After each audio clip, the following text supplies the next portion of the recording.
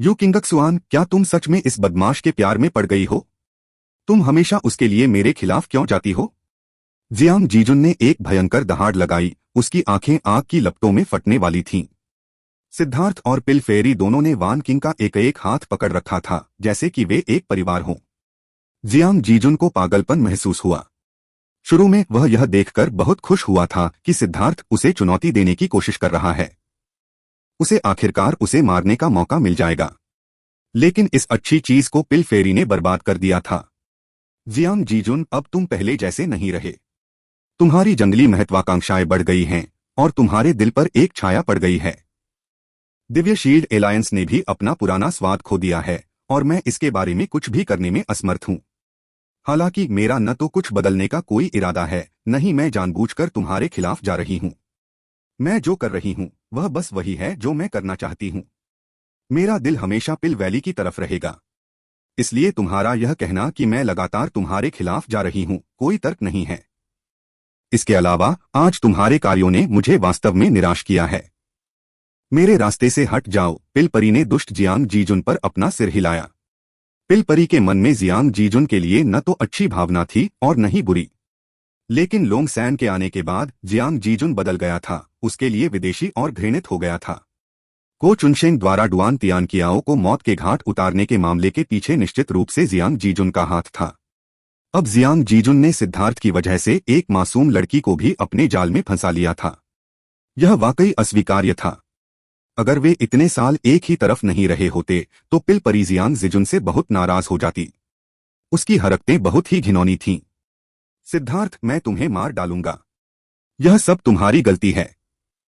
Jiang जीजुन से आग की लपटें फूट पड़ी, लेकिन ठीक उसी समय एक बर्फीली सफेद ज्वाला वाली तलवार उसकी गर्दन पर दब गई। जियांग जीजुन तुरंत स्थिर हो गया और सिद्धार्थ चौंक गया।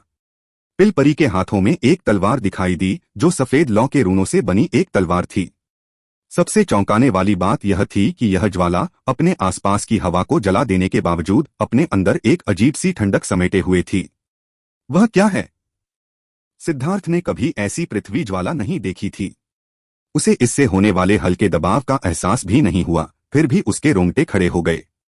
यह निश्चित रूप से उसके लिए जानलेवा खतरा था। अफसोस की बात है कि उनकी पिल सॉवरेन यादों में पृथ्वी की लपटों के बारे में कोई जानकारी नहीं थी। किंगक्सुआन, मुझे विश्वास नहीं होता कि तुम मुझे मारने की हिम्मत करोगे। जियांग जीजुन के चेहरे पर एक जटिल भाव था जब पिल फेरी ने अपनी तलवार उसकी गर्दन पर रखी थी। उसके चेहरे पर गुस्सा, दर्द और निराशा का मिश्रण था। मुझे भी नहीं पता कि मैं तुम्हें मारूंगा या नहीं, लेकिन अगर तुम इसी तरह से काम करते रहे तो देरसवेर एक दिन ऐसा आएगा जब तुम मेरे हाथों मर जाओगे। एक छाया ने तुम्हारे दिल को खा लिया है और तुम वह विवेक खो चुके हो जो एक सामान्य व्यक्ति में होना चाहिए। मैंने आज अपनी तलवार तुम्हें मारने के लिए नहीं, बल्कि तुम्हें चेतावनी देने के लिए निकाली है। अगर तुम इसी तरह से काम करते रहे तो मैं अगली बार ऐसा करने में संकोच नहीं करूंगा। सफेद ज्वाला तलवार रून में परिवर्तित हो गई और पिल फेरी के शरीर में वापस विलीन हो गई। चलो चलें। पिल परी ने वान किंग का हाथ खींचा और उसने सिद्धार्थ का हाथ खींचा। वे तीनों चले गए और सबकी नजरों से ओझल हो गए। टकराना। जियांग जीजुन ने जमीन पर मुक्का मारा और एक बड़ा छेद दिखाई दिया। जियांग जीजुन का चेहरा मुड़ गया। सिद्धार्थ, यह सब तुम्हारा दोष है। जल्दी या बाद में मैं तुम्हें टुकड़ों में कुचल दूंगा। बस रुको, तुम लंबे समय तक इतने खुश नहीं रह पाओगे। पिल फेरी का निवास दर्जनों मील चौड़ा एक पहाड़ था। मंडप भूमि पर बिखरे हुए थे, जबकि रॉक गार्डन और बहता पानी हर जगह देखा जा सकता था। यह नाजुक और परिष्कृत था। यह पिल फेरी का निजी निवास था, ऐसी जगह जहां कभी कोई बाहरी व्यक्ति नहीं आया था। सिद्धार्थ और वान किंग उसके पहले मेहमान थे। अब तक अंधेरी रात हो चुकी थी और वे तीनों बेतरतीब ढंग से बातें कर रहे थे। सच में सिद्धार्थ और पिल परी यह सब वान किंग के लिए कर रहे थे। उन्हें डर था कि यह छोटी लड़की इस विदेशी माहौल से डर जाएगी। बड़े भाई, मुझे थोड़ा डर लग रहा है। वान क्विंग ने अचानक सिद्धार्थ से हाथ मिलाया। वान क्विंग, डरो मत। बड़ी बहन पिल परी की देखरेख में कोई भी तुम्हें धमकाने की हिम्मत नहीं करेगा। तुम्हारे जैसे होशियार, प्रतिभाशाली और मेहनती बच्चे को भविष्य में निश्चित रूप से बड़ी उपलब्धियां मिलेंगी। सिद्धार्थ ने उसके सिर को धीरे से थपथपाया। पिल फेरी भी मुस्कुराई, जिसका मतलब था कि उसे डरने की जरूरत नहीं है। लेकिन लड़की ने अपना सिर हिला दिया। मैं अपने लिए नहीं डरती, मैं तुम्हारे लिए डरती हूँ। जियांग जिजुन बहुत डरावना है, अगर उसने तुम्हें मार दिया तो क्या होगा? सिद्धार्थ का दिल खुश हो गया। उसे उम्मीद नहीं थी कि यह लड़की पहले से ही ऐसी बातों पर विचार कर रही होगी। वह वास्तव में उसके लिए चिंतित थी। उसने आत्मविश्वास से अपनी छाती थपथपाई। चिंता मत करो, तुम्हें पता होना चाहिए कि तुम्हारा बड़ा भाई प्रसिद्ध मास्टर लोंग सैन है। यह एक रहस्य है, लेकिन सच में तुम्हारे बड़े भाई का दर्जा बहुत ही रहस्यमय है। सिद्धार्थ ने रहस्यमयी रूप धारण कर लिया। यह लड़की अभी भी एक बच्ची थी, इसलिए वह यह नहीं बता सकी कि वह बस खिलवाड़ कर रहा था। वाह कमाल है। बड़े भाई बताओ, तुम्हारी गुप्त पहचान क्या है? उसने उत्सुकता से पूछा। सिद्धार्थ ने अनिर्णय से जूझने का नाटक किया और फिर कहा, ठीक है, मैं तुम्हें बता दूंगा, लेकिन तुम किसी और को नहीं बता सकते। अगर मेरा रहस्य उजागर हो गया तो यह मेरे लिए बुरा होगा। हाँ, मैं किसी को नहीं बताऊंगी। बड़ी बहन पिल फेरी भी किसी और को नहीं बताएगी, है ना? वान किंग ने पिल फेरी का हाथ खींचा। हाँ, मैं गारंटी देता हूं कि मैं इसे गुप्त रखूंगा। गोली परी भी बहुत उत्सुक थी। सिद्धार्थ की एक और स्थिति थी। सिद्धार्थ ने आह भरी और आसमान की ओर देखा। अपने चेहरे पर पवित्र प्रकाश के साथ उसने कहा, सच में लाखों करोड़ों साल पहले इस दुनिया में एक बार एक राजा दिव्य जाति थी। वे ब्रह्मांड में भटकते थे, सभी अलग अलग दुनियाओं को पार करते थे। वे सितारों और चांद को तोड़ सकते थे और प्राचीनों को आकाश से अलग कर सकते थे। सिद्धार्थ के गंभीर रूप को देखकर वान किंग उसकी पूजा से भर गया। यहां तक कि गोली परी भी उसकी कहानी से आकर्षित हो गई। वे ब्रह्मांड के सबसे महान योद्धा थे, जो पूरे तारा क्षेत्र की शांति की रक्षा के लिए बुरी ताकतों के खिलाफ लड़ रहे थे। उनका एक शानदार नाम था, तारों वाले आकाश के योद्धा। और सच में मैं सिद्धार्थ तारों वाले आकाश के योद्धाओं का वंशज हूँ। मुझे नहीं पता कि मेरे माता पिता कौन हैं, लेकिन मुझे पता है कि मुझे अपना मिशन पूरा करने के लिए इस दुनिया में भेजा गया था। हाँ, मेरा दिव्य मिशन इस दुनिया की धार्मिकता की रक्षा करना, दुनिया को लड़ाई से मुक्त करना, मजबूत को हराना और कमजोरों का साथ देना, दुनिया के दयालु लोगों के लिए लड़ना है। सिद्धार्थ ने अपनी मुट्ठी भींच ली, एक दिव्य दूत की तरह लग रहा था। पिल फेरी ने सिद्धार्थ के अजीबोगरीब रूप से वान किंग की ओर देखा, जो उसकी कहानी सुनकर पूरी तरह मंत्रमुग्ध हो गया था। उसकी आंखों में वह पूजनीय चमक थी जिससे वह अपनी हंसी नहीं रोक पाई। हंसने के बाद वह तुरंत शर्मिंदा हो गई। सिद्धार्थ स्पष्ट रूप से लड़की को खुश करने की कोशिश कर रहा था और उसकी हंसी ने तुरंत उसे चौंका दिया। माफ करना, यह मेरी गलती थी। कृपया सिद्धार्थ, आप अपनी कहानी जारी रख सकते हैं। गोली परी ने अपनी हंसी रोक ली। सिद्धार्थ थोड़ा शर्मिंदा था। शायद इस बार उसने कुछ ज्यादा ही शेखी बघार दी थी।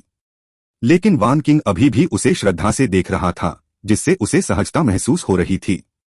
बड़े भाई, क्या इसका मतलब यह है कि आप बड़ी बहन पिल फेरी की तरह नश्वर दुनिया से ऊपर से उतरे हैं? कोई आश्चर्य नहीं कि आप दोनों इतने अच्छे लोग हैं। तो आप भगवान थे? छोटी लड़की ने उसे श्रद्धा से देखा। खांसी, यह समान है, लेकिन मैं गोली परी की तरह एक ही जाति से नहीं हूँ। गोली परी गोलियों को परिष्कृत करने में माहिर है, जबकि मैं तारों वाले आकाश का योद्धा हूँ, ब्रह्मांड का नंबर 1 योद्धा। सितारों और चांद को तोड़ना हाथ उठाने से ज्यादा मुश्किल नहीं है। अगर जियांग जिजुन लगातार खिलवाड़ करता रहा और मुझे गुस्सा आया, तो मैं उसे एक उल्कापिंड से बांध दूंगा और उसे हर दिन इच्छाएं पूरी करने दूंगा, क्योंकि वह तारों के बीच से उड़ता है। वान किंग को यह सुनकर बहुत राहत मिली। सिद्धार्थ को यह अच्छा नहीं लगा कि एक बच्चा उसके बारे में चिंता करे। बड़े भाई, आप बहुत अद्भुत हैं। क्या मैं आपसे कुछ पूछ सकता हूँ? वे तीनों पहले पत्थर के स्टूल पर बैठे थे, लेकिन वह अचानक कूद गई और सिद्धार्थ की गर्दन से लिपट गई। उसे अपने साथ इतनी आत्मीयता से पेश आते देख वह मुस्कुराया। अगर तुम्हें कुछ चाहिए तो बस मांगो। तुम्हारा बड़ा भाई तुम्हें उसे पाने में जरूर मदद करेगा। अगर मैं नहीं कर सकता, तो तुम्हारी बड़ी बहन पिल फेरी जरूर कर सकती है। सिद्धार्थ ने जानबूझकर पिल परी का उपयोग करके खुद को बाहर निकलने का रास्ता दिया। वह मुस्कुराए बिना नहीं रह सकी, यह सोचकर कि यह सिद्धार्थ थोड़ा दुष्ट था। यह निश्चित रूप से ऐसा कुछ है जो आप कर सकते हैं। वान किंग ने कहा। ठीक है, बताओ। बड़े भाई, क्या आप मेरे लिए एक उल्कापिंड तोड़ सकते हैं? मैं भी हर दिन इच्छाएं करना चाहता हूं। वान किंग थोड़ा लाल हो गया और घबरा गया। उसे डर था कि सिद्धार्थ मना कर देगा। सिद्धार्थ का जबड़ा खुला रह गया और उसका चेहरा हरा हो गया। माफ करना, मैं कुछ जलपान लाना भूल गई। मैं अभी कुछ फल लाती हूँ। गोली परी जल्दी से कमरे से बाहर भागी, लेकिन उसके कांपते कंधों ने उसे धोखा दे दिया। यदि पिल वैली के शिष्यों को पता चले कि वह हमेशा परिष्कृत पिल फेरी को इस तरह हंसा सकता है, तो वे निश्चित रूप से उसके सामने झुक जाएंगे। बड़े भाई, कृपया, मुझे सचमुच उल्कापिंड पसंद हैं, और मैं वास्तव में एक चाहता हूँ, वान किंग ने विनती की। जैसा कि अपेक्षित था, यदि आप अक्सर नदी के किनारे चलते हैं तो आपके जूते जल्दी या बाद में गीले हो जाएंगे। डींग मारने और डींग मारने और डींग मारने के बाद उसने खुद को इस बिंदु तक पहुंचाया था। उसके भीख मांगने वाले भाव को देखकर सिद्धार्थ कैसे मना कर सकता था? हालांकि वह उसकी यह इच्छा पूरी करने में असमर्थ था। लेकिन तभी अचानक उसके दिमाग में एक चतुर विचार आया।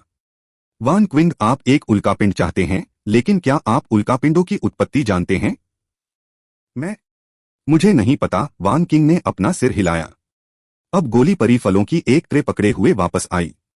वह शांत हो गई थी, लेकिन सिद्धार्थ को पता था कि वह बहाने से फल लेने गई थी। आखिरकार वह स्टोरेज या लाइफ रिंग से कुछ फल ले सकती थी। दूसरे कमरे में जाने की कोई जरूरत नहीं थी। गोली परी ने ट्रे को मेज पर रखा और एक रुमाल का उपयोग करके उसने एक सेब जैसा फल सुखाया और उसे वान क्विंग को दे दिया।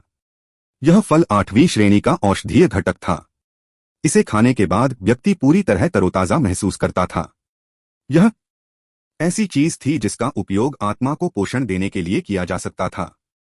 वान क्विंग को स्पष्ट रूप से पता था कि यह कितना कीमती है, और इसे लेने के लिए उसे पिल फेरी से बहुत अनुनय और प्रोत्साहन की आवश्यकता पड़ी।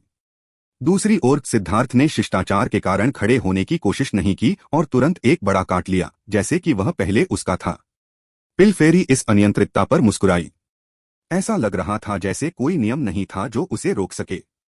लेकिन यह अनियंत्रितता जन्मजात लग रही थी, और यह कोई नापसंदगी वाली बात नहीं थी। इसके बजाय इसने उसे दिखावटी के बजाय ईमानदार और भरोसेमंद बना दिया। सिद्धार्थ, मैं भी शूटिंग स्टार्स की उत्पत्ति के बारे में बहुत उत्सुक हूँ। क्या तुम हमें बता सकती हो? पिल फेरी ने एक क्रिस्टलीय अंगूर उठाया और उसे अपने मुंह में रख लिया। उसे नहीं पता था कि ऐसा क्यों होता है, लेकिन जब वह उसके साथ होती थी तो उसे ऐसा लगता था कि कोई नियम या शिष्टाचार नहीं है जिसका उसे पालन करना है। वह बेफिक्र होकर स्वाभाविक रूप से बातचीत कर सकती थी। सच में आप इसके बारे में नहीं जानते हैं, लेकिन हमारे सिर के ऊपर के सभी तारों पर लोग रहते हैं। कुछ विशेषज्ञ इस तारामंडल को नियंत्रित करते हैं, और वे विशेषज्ञ वे देवता और अमर प्राणी हैं जिनके बारे में हम बात करते हैं। मेरी यादों के अनुसार उल्कापिंडों को उड़ने वाले तारे कहा जाता है। वे गति में विशाल तारे हैं और वास्तव में हमारी उड़ने वाली नावों के समान हैं। देवता यात्रा करने के लिए इन उड़ने वाले तारों का उपयोग करते हैं। पिल फेरी, मत हंसो। यह सब सच है। पिल फेरी फिर से अपनी हंसी नहीं रोक पाई, लेकिन अपने पिछले अनुभव के कारण वह अपनी हंसी को दबाने में कामयाब रही। बस उसे रोकना मुश्किल था। सतह पर ऐसा लगता था कि उल्कापिंड ब्रह्मांड में यात्रा करने के लिए इस्तेमाल की जाने वाली वस्तुएं थीं। आखिरकार जिस गति से वे अंतरिक्ष में उड़ते थे, उससे ऐसा लगता था कि उनका इस्तेमाल यात्रा के लिए किया जाता था। पिल फेरी को शांत देखकर सिद्धार्थ ने अपना गला साफ किया। हालांकि वान किंग, चिंता मत करो, मैं अभी इतना मजबूत नहीं हूं, लेकिन एक बार जब मैं तारों वाले आकाश का सच्चा योद्धा बन जाऊंगा तो मैं तुम्हें खेलने के लिए एक शूटिंग स्टार खरीदने का वादा करता हूं। क्या उल्कापिंड खरीदे जा सकते हैं? वान किंग ने आश्चर्य से पूछा। जब तक इसमें सार है, इसका मूल्य है और इसे खरीदा जा सकता है। वान किंग ने वास्तव में सिद्धार्थ की बकवास पर विश्वास किया और आज्ञाकारी ढंग से सिर हिलाया। लेकिन फिर उसे अचानक याद आया कि उसने आज का अपना कोर्स वर्क पूरा नहीं किया है, और वह जल्दी से कीमिया का अध्ययन करने चली गई। पिल फेरी उसे दिव्य पिल हॉल का शिष्य बैच प्रदान करने में असमर्थ थी। हालांकि किसी के पास उसे कार्यकर्ता स्वीकार करने से रोकने की योग्यता नहीं थी। ऐसा इसलिए था क्योंकि उसका दर्जा बहुत ऊंचा था। तुम सच में बकवास करना जानते हो। यहां तक कि मैं भी लगभग इस पर यकीन कर चुका था। जब वान क्विंग चला गया और वहां सिर्फ पिल फेरी और सिद्धार्थ रह गए तो पिल फेरी आखिरकार हंस पड़ी। हाँ, यहां तक कि मैं भी लगभग खुद पर ही विश्वास कर रहा था, सिद्धार्थ ने आ भरी। इस हद तक शेखी बधारना कि आपको भी अपनी शेखी बधारने पर यकीन हो जाए, यह भी एक तरह का क्षेत्र था। सिद्धार्थ, तुम दूसरों की तुलना में अलग महसूस करती हो। तुम्हारे साथ रहना दिलचस्प है।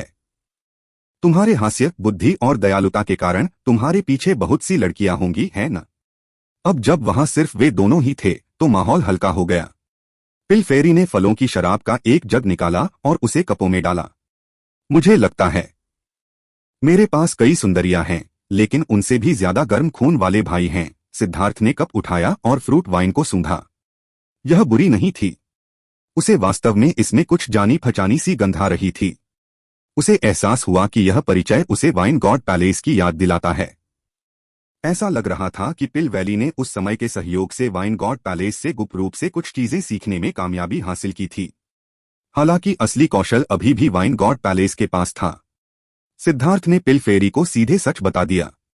कुछ ही बातचीत के बाद उसे आश्चर्यजनक रूप से लगा कि वह पिल फेरी पर पूरी तरह से भरोसा कर सकता है। उसने अपनी पहचान छिपाने के लिए झूठ बोलने की जहमत नहीं उठाई। पिल फेरी ने उसे घूर कर देखा, जबकि सिद्धार्थ भी खुद को आश्चर्यचकित कर रहा था। जिस हाथ से वह शराब डाल रही थी वह कांप रहा था, और उसकी आंखों में आश्चर्य के साथ साथ कृतज्ञता भी थी।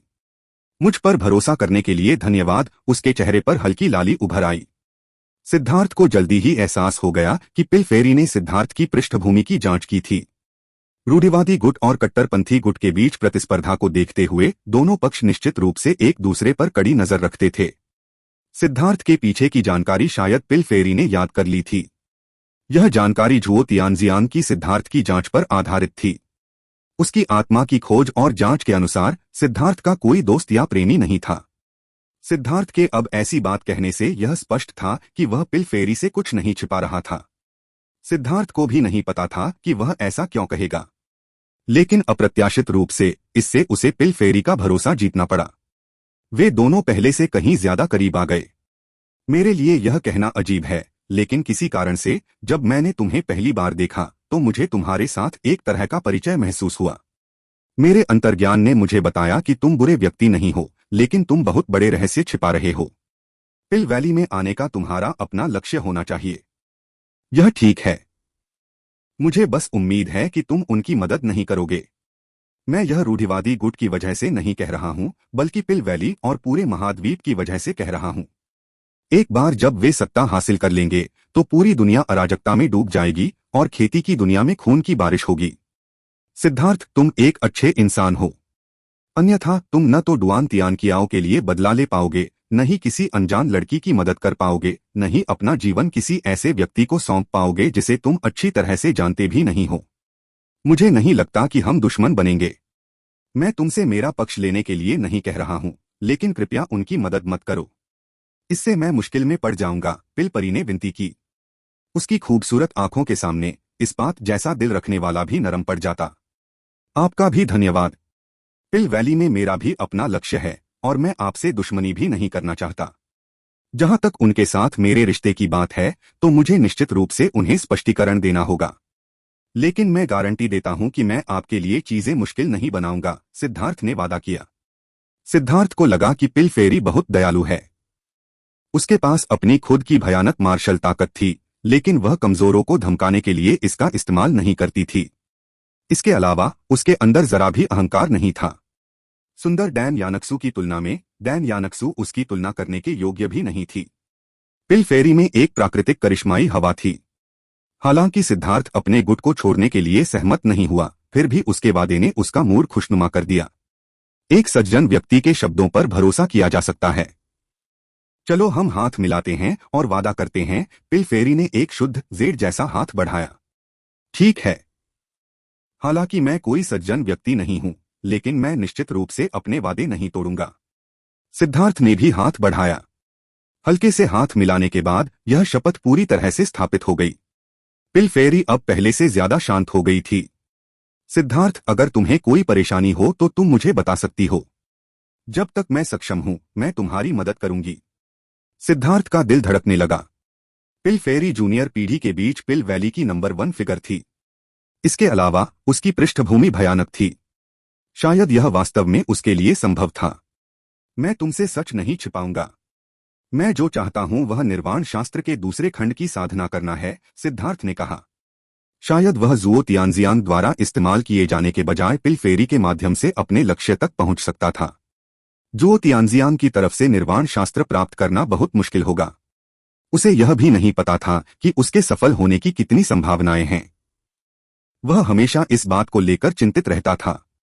गोली परी ने अपनी भौहें सिकोड़ लीं और भौहें सिकोड़ लीं। मैंने निर्वाण शास्त्र के दूसरे खंड की साधना की है, लेकिन मैं इसे आप तक पहुंचाने में असमर्थ हूं।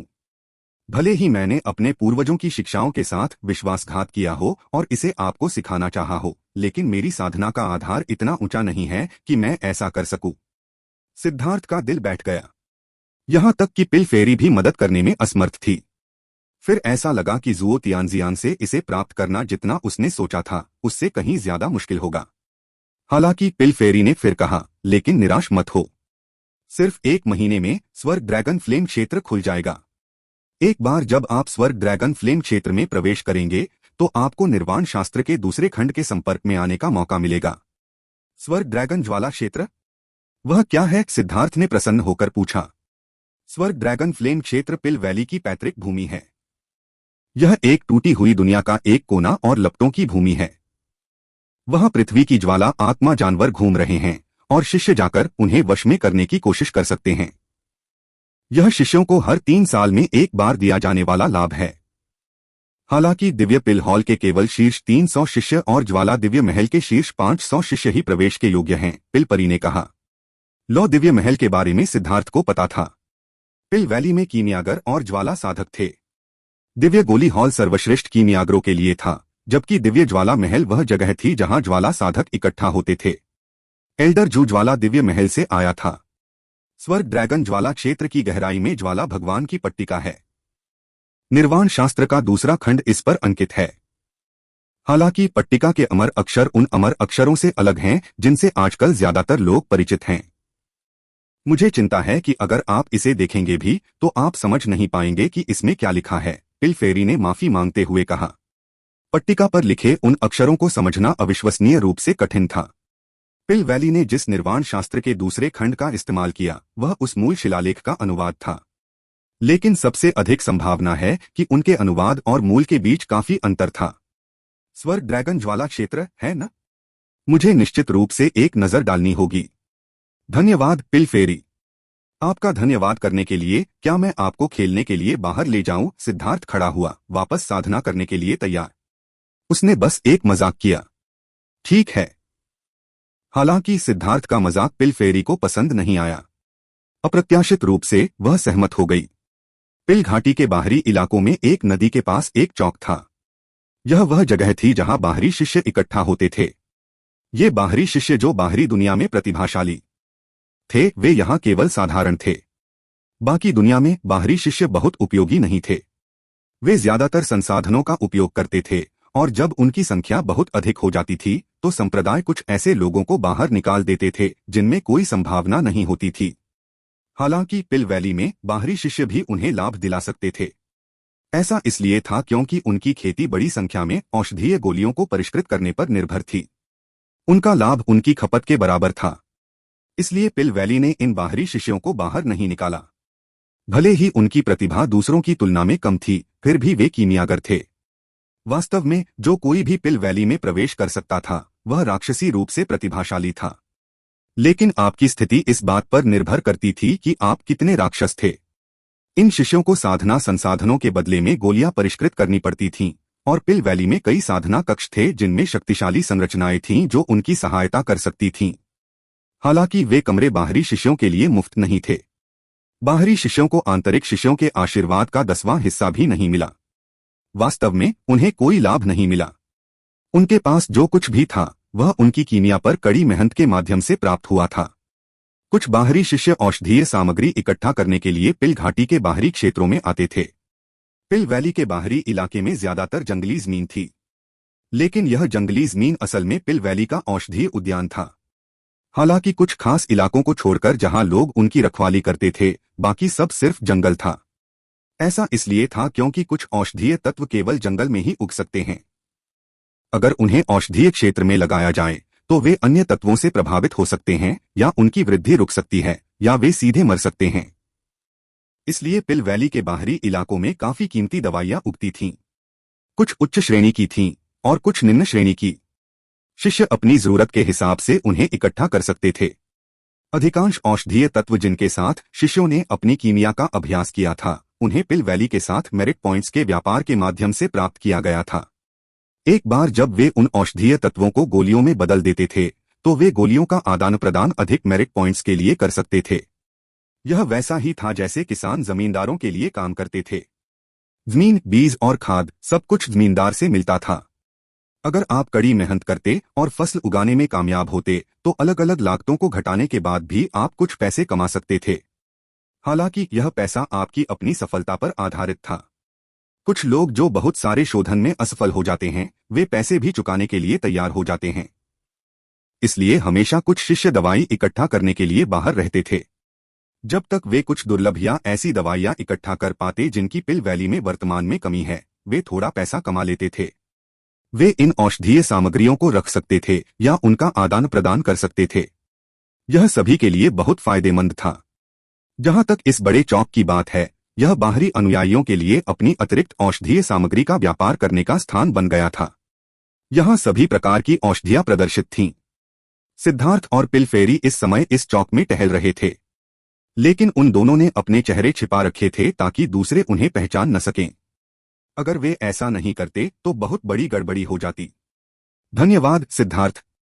यह मेरा पहला मौका है जब मैं बाहर आकर इस तरह आराम से टहल पा रहा हूं। इस समय पिल फेरी ने अपना चेहरा साधारण बना लिया था और एक बाहरी शिष्य के वस्त्र पहने हुए थी।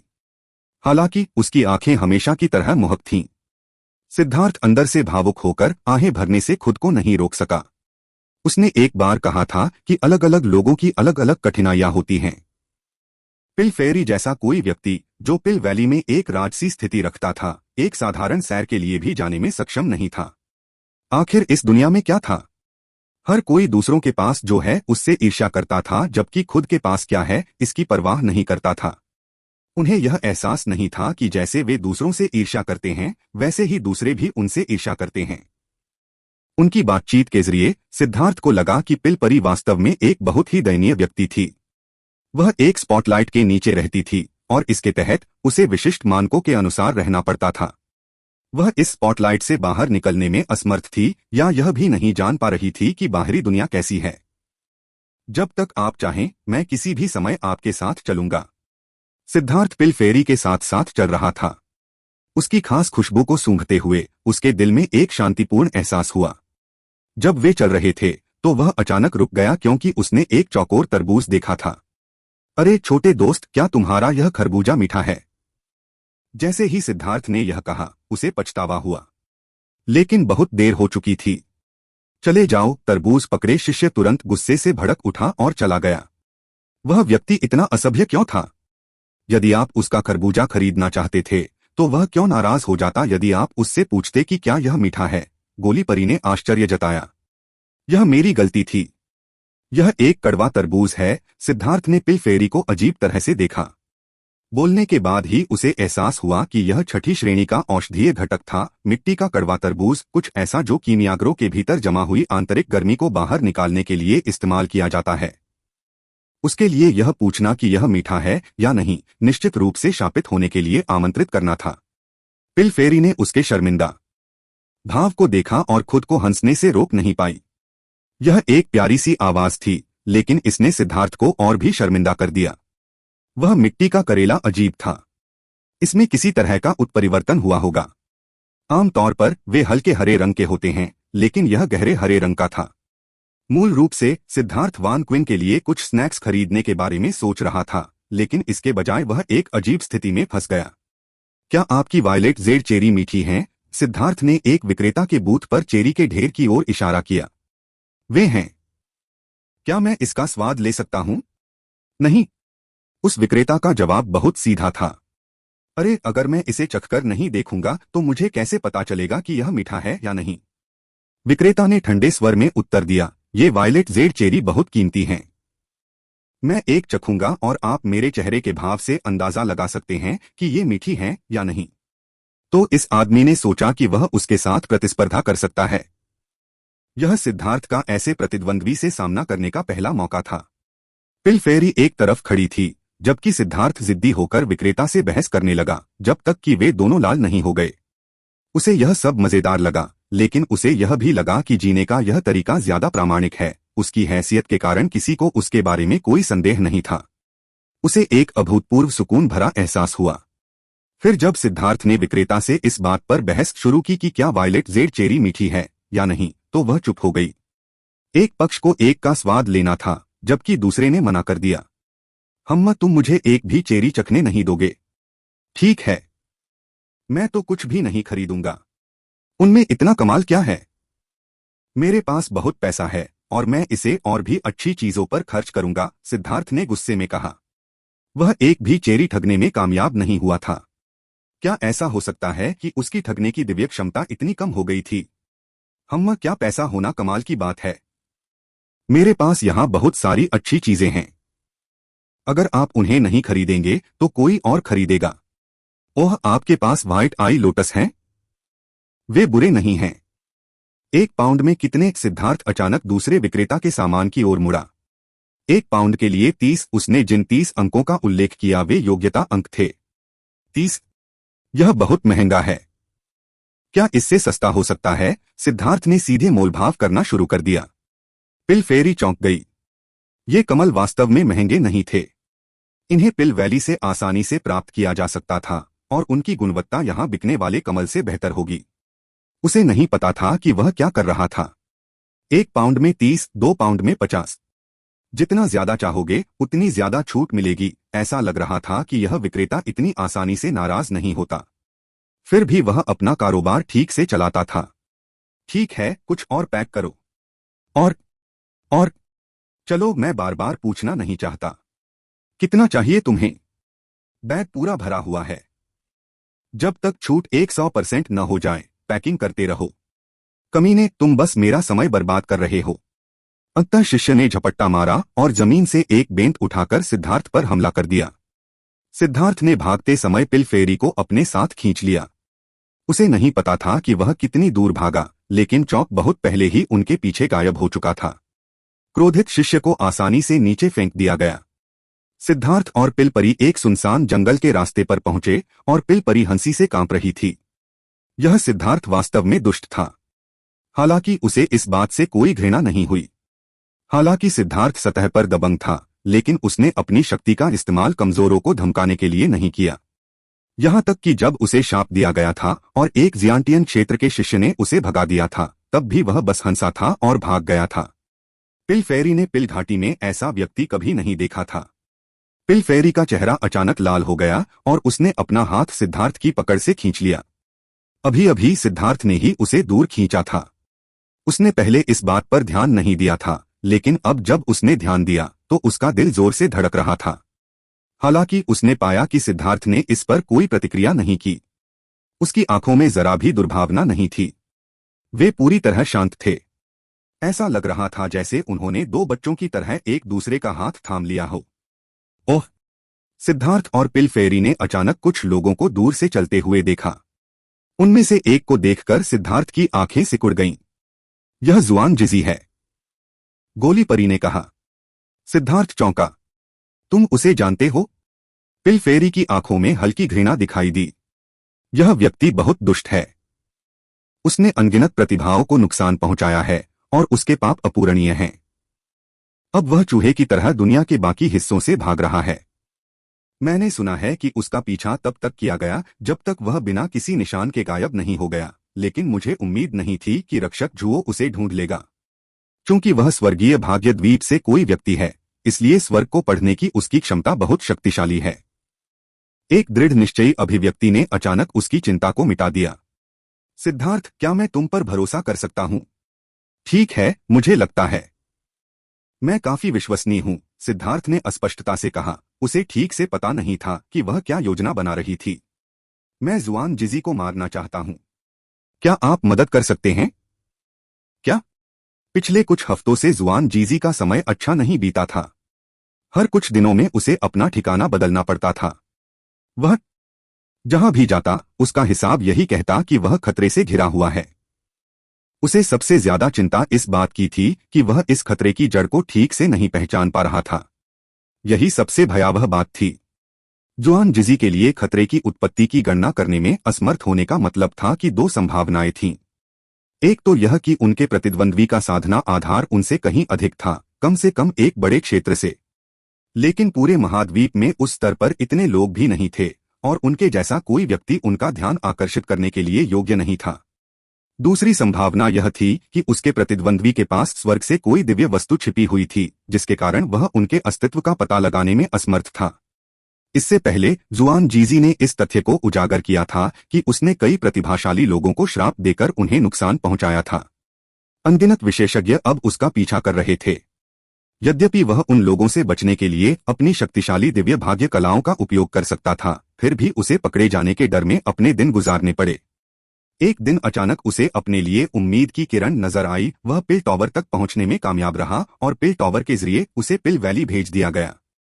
मूल रूप से जुआन जीजी ने सोचा था कि वह पिल वैली में पहुंचने के बाद शांतिपूर्वक खेती कर सकता है, लेकिन फिर जुओ तियानजियान प्रकट हुआ और उससे पूछा कि क्या वह पिल वैली में शामिल होना चाहता है। जुआन जीजी स्वाभाविक रूप से ऐसी अच्छी चीज को मना नहीं करेगा। उसे पिल टॉवर में वापस भेज दिया गया था और गुप्त रूप से वाइस टॉवर मास्टर के रूप में स्थापित किया गया था। उसे पूर्वी जुआन क्षेत्र की शक्तियों को एकजुट करने में सहायता करनी थी। इससे वह थोड़ा निराश हुआ। वह शांतिपूर्ण जगह की तलाश में पिल घाटी आया था, लेकिन उसे वापस पूर्वी जुआन क्षेत्र में भेज दिया गया। यह भी बुरा नहीं था। कम से कम वह पूरे दिन पिल टॉवर में छिप सकता था और उसे अपने दुश्मनों द्वारा खोजे जाने की चिंता करने की जरूरत नहीं थी। यह सुरक्षित था। हालांकि किसी अज्ञात कारण से जब वह पिल टॉवर पर पहुंचा तो उसे बेचैनी महसूस हुई, जैसे कि खतरा उस पर आने वाला था। फिर भी चाहे उसने चीजों की कितनी भी गणना की हो, वह कुछ भी अजीब नहीं पा सका। रुकना। जैसे ही जुआन जिजी ने पिल वैली के परिवहन संरचनाओं में से एक को छोड़ दिया और अगले परिवहन संरचना के रास्ते पर था, दिव्य पिल हॉल के वस्त्र पहने एक शिष्य ने उसका रास्ता रोक दिया। जुआन जीजी चौंक गया। इससे पहले कि वह कुछ बोल पाता, उस शिष्य ने पूछा, क्या आप जुआन जीजी हैं? हाँ, यह बूढ़ा आदमी जुआन जीजी है। जुआन जीजी को थोड़ा गुस्सा आया कि एक छोटा शिष्य उसे इतने सीधे तरीके से बुलाएगा, लेकिन उसने इसे सहन किया क्योंकि यह पिल वैली थी। हम बूढ़े आदमी, क्या तुम बूढ़े कहलाओगे यदि तुमने अपने सारे जीवन कुत्ते की तरह जिए? शिष्य ने घृणा से कहा। आप चुप रहो। मैं ही हूं जिसे ये दर्द लग रहा है। मैं खुशी से साधना कर रहा था जब मुझे तुम्हें एक संदेश देने के लिए भेजा गया, तुम बूढ़े कमीने। मेरी किस्मत वास्तव में बकवास है। रक्षक जुओ चाहते थे कि मैं इसे तुम्हें भेजूं। अरे तुम मुझे क्यों घूर रहे हो? क्या तुम इसे ले जाओगे या नहीं? क्या तुम्हें जगाने के लिए थप्पड़ मारने की जरूरत है? शिष्य ने एक छोटा सा केस निकाला। वह इसे जुआन जिजी को सौंपने के बीच में था जब उसने देखा कि जुआन जिजी उसे गुस्से से घूर रहे हैं। क्रोधित होकर शिष्य ने उसके चेहरे पर एक थप्पड़ मारा। बच्चा, तुम यही मांग रहे हो? जुआन जीजी पूरी तरह से क्रोधित हो गया। यहां तक कि जुओ तियानजियान ने भी उसके साथ इतना बुरा व्यवहार नहीं किया था, लेकिन यह बच्चा इतना बेशर्म था कि उसे थप्पड़ मारने की हिम्मत कर सकता था। उसने शिष्य की बाह पकड़ने के लिए हाथ बढ़ाया, उसे मरोड़ने का इरादा किया। हालांकि वह पिल वैली के शिष्यों को मारने की हिम्मत नहीं कर सका, खासकर दिव्य पिल हॉल के शिष्यों को, फिर भी उन्हें सबक देना ठीक था। हालांकि जैसे ही वह उस शिष्य की बाह मरोड़ रहा था, उसे अचानक पता चला कि वह स्टील से भी ज्यादा सख्त हो गई थी, जिसे हिलाया नहीं जा सकता था। इसके बजाय यह उसका अपना हाथ था जो प्रयास से दर्द से कांप रहा था। कमीने, तुम।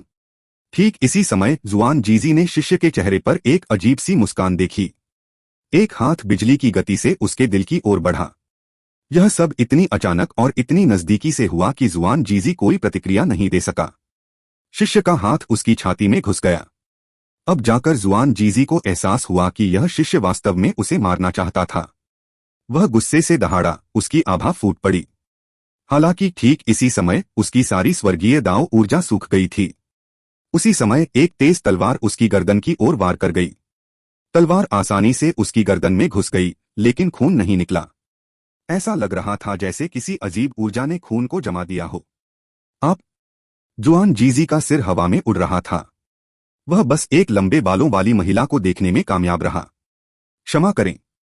दिव्य ज्वाला शैतानों का वध करती है। पिल फेरी ने अपनी सफेद तलवार घुमाई। हजारों तलवारों की आकृतियां हवा में फैल गईं, जिससे जुआन जीजी का सिर और आत्मा नष्ट हो गई। सिद्धार्थ चौंक गया। पिल फेरी की कोर फ्लेम वास्तव में बहुत भयानक थी। उसने एक लाइफ स्टार विशेषज्ञ को इतनी आसानी से मार डाला। सिद्धार्थ के हाथों से भी लपटें निकलीं और जुआन जीजी का शरीर जलकर राख हो गया। युद्ध के मैदान को साफ करने के बाद वे दोनों तुरंत चले गए। कुछ ही सांसों में एक लाइफ स्टार विशेषज्ञ की हत्या कर दी गई। वे दोनों भागकर सैकड़ों मील दूर एक सुनसान जगह पर पहुंचे। वे वहां बैठ गए और सांस लेने लगे। इस समय पिलपरी और सिद्धार्थ अपने मूल स्वरूप में लौट आए। धन्यवाद। आपके सहयोग के बिना मैं उसे मार नहीं पाती और न ही उसे बिना कोई निशान छोड़े मार पाती। गोलीपरी अब अपने मूल रूप में वापस आ गई थी और उसकी मुस्कान एक खिलते हुए फूल की तरह थी। इतनी नजदीकी से इस मुस्कान ने सिद्धार्थ के दिल की धड़कन बढ़ा दी। उसने जल्दी से कहा, यह बस थोड़ी सी मदद थी। मुख्य बात यह है कि मुझे वह बूढ़ा आदमी नापसंद था। वह निश्चित रूप से एक अच्छा इंसान नहीं था। उसे मारना मेरे निजी दुश्मनों में से एक को मारने जैसा ताजा था। यह ताजगी भरा कैसे नहीं हो सकता था। जुआन जिजी को तो यह भी नहीं पता था कि क्या हो रहा था, क्योंकि वह मर चुका था। हालांकि सिद्धार्थ पिलफेरी की शक्ति से बहुत हिल गया था। उसे नहीं पता था कि उसने जुआन जिजी से उसकी स्वर्गीय दांव ऊर्जा छीनने के लिए कौन सी तकनीक का इस्तेमाल किया था। उस क्षमता के बिना वे उसे मार नहीं पाते। यह जानना जरूरी था कि 9वीं रैंक के सेलेस्टियल के लिए भी जेड कोर दायरे में रहते हुए लाइफ स्टार विशेषज्ञ को दबाना अनिवार्य रूप से असंभव था। लेकिन पिलफेरी ने यह कर दिखाया था। इसके अलावा उसकी ज्वाला बहुत ही अजीब थी। उसकी ज्वाला से संघनित तलवार पूरी तरह ठोस लग रही थी। अगर उसमें भड़की हुई लपटों की विशिष्ट गंध नहीं होती तो सिद्धार्थ को लगता कि उसकी तलवार एक असली हथियार है। सच में मेरे बिना भी आप उसे मार सकते थे, सिद्धार्थ ने कहा। यह संभव नहीं है। अगर तुमने उसे नहीं फंसाया होता तो मैं खाली हाथ रह जाती। उसे एक झटके में मारे बिना वह भाग जाता और मैं उसे रोक नहीं पाती। गोलीपरी ने अपना सिर हिलाया। सिद्धार्थ का दिल कांप उठा। वह अभी अभी उसकी परीक्षा ले रहा था, लेकिन उसके जवाब ने उसे सचमुच चौंका दिया। स्पष्ट रूप से पिलफेरी में लाइफ स्टार विशेषज्ञों को हराने की क्षमता थी। बस वह उन्हें भागने से नहीं रोक पाएगी। तुम मुझे ऐसे क्यों घूर रहे हो? क्या तुम हैरान हो? पिलपरी सिद्धार्थ के हैरान चेहरे को देखकर मुस्कुराई। मैं बस यही सोच रहा था, अगर एक दिन ऐसा आए जब हमारे बीच झगड़ा हो जाए तो क्या तुम मुझे भी इतनी ही आसानी से हरा दोगे? ऐसा लगता है कि मुझमें तुम्हें हराने की क्षमता नहीं है। सिद्धार्थ ने कड़वी मुस्कान दी। अब वह वाकई चिंतित था। क्या होगा अगर पिलफेरी को उसकी असली पहचान पता चल गई? वह निश्चित रूप से एक भयानक प्रतिद्वंद्वी होगी। उसे मारना शायद उसके लिए मुर्गी को मारने से ज्यादा मुश्किल नहीं होगा, क्योंकि वह एक ऐसा अस्तित्व था जो लाइफ स्टार विशेषज्ञों को हरा सकता था। यह वाकई भयानक था। क्या बकवास है। हम दोस्त हैं। हम क्यों लड़ेंगे? पिलफेरी लाल हो गई और दूसरी तरफ देखने लगी।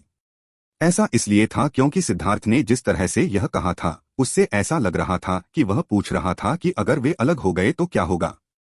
एक पल के बाद वह लाली फीकी पड़ गई और पिलफेरी ने कहा, जुआन जीजी बहुत दुष्ट था। अगर वे उसका इस्तेमाल करते तो वह अंतहीन परेशानी खड़ी कर देता। इसलिए मेरे पास उसे मारने का जोखिम उठाने के अलावा कोई विकल्प नहीं था। लेकिन तुम्हारे लिए सिद्धार्थ यह बहुत बड़ी मुसीबत है। अगर उन्हें पता चल गया कि तुमने क्या किया है तो तुम्हारे लिए चीजें अच्छी नहीं होंगी। तुम्हारे लिए मेरे साथ रहना बेहतर होगा। कम से कम तुम सुरक्षित तो रहोगे। तभी अचानक कुछ सोचते हुए गोलीपरी ने जल्दी से कहा, लेकिन गलतफहमी मत पालें। मैं जानबूझकर आपको परेशान करने की कोशिश नहीं कर रही थी। मैं किसी को नहीं बताऊंगी। तुम बहुत ज्यादा सोच रहे हो। चूंकि मुझे तुम पर भरोसा है इसलिए मैं तुम पर पूरा भरोसा करूंगा। सिद्धार्थ मुस्कुराया। आपके भरोसे के लिए शुक्रिया। मैं यू किंगक्सुआन वादा करती हूं कि मैं उस भरोसे को नहीं तोड़ूंगी। पिलफेरी बहुत भावुक हो गई। पिल वैली में भरोसा एक ऐसी चीज थी जो शायद ही कभी देखने को मिलती थी। मैं जुओ तियानजियान को अभी नहीं छोड़ सकता, लेकिन मैं वादा करता हूं कि जब दोनों पक्ष लड़ने लगेंगे तो मैं तुम्हारे पक्ष में खड़ा रहूंगा। वे दोनों थोड़ी देर तक बातें करते रहे। जब सिद्धार्थ ने पूछा कि पिलफेरी की ज्वाला क्या है तो उसने उससे यह बात नहीं छिपाई। उसने उसे बताया कि यह एक तरह की रक्तरेखा दिव्य ज्वाला थी। यह कोई पृथ्वी ज्वाला नहीं थी, बल्कि एक ज्वाला थी जो उसके रक्तरेखा के माध्यम से प्रसारित हुई थी। जैसे जैसे उसकी साधना का आधार बढ़ता गया वह मजबूत होती गई और उसमें जन्मजात क्षमताएं जागृत होती गईं। यह एक विशेष विरासत थी। अब सिद्धार्थ ने एक ऐसी बात भी सीखी जिसने उसे अचंभित कर दिया।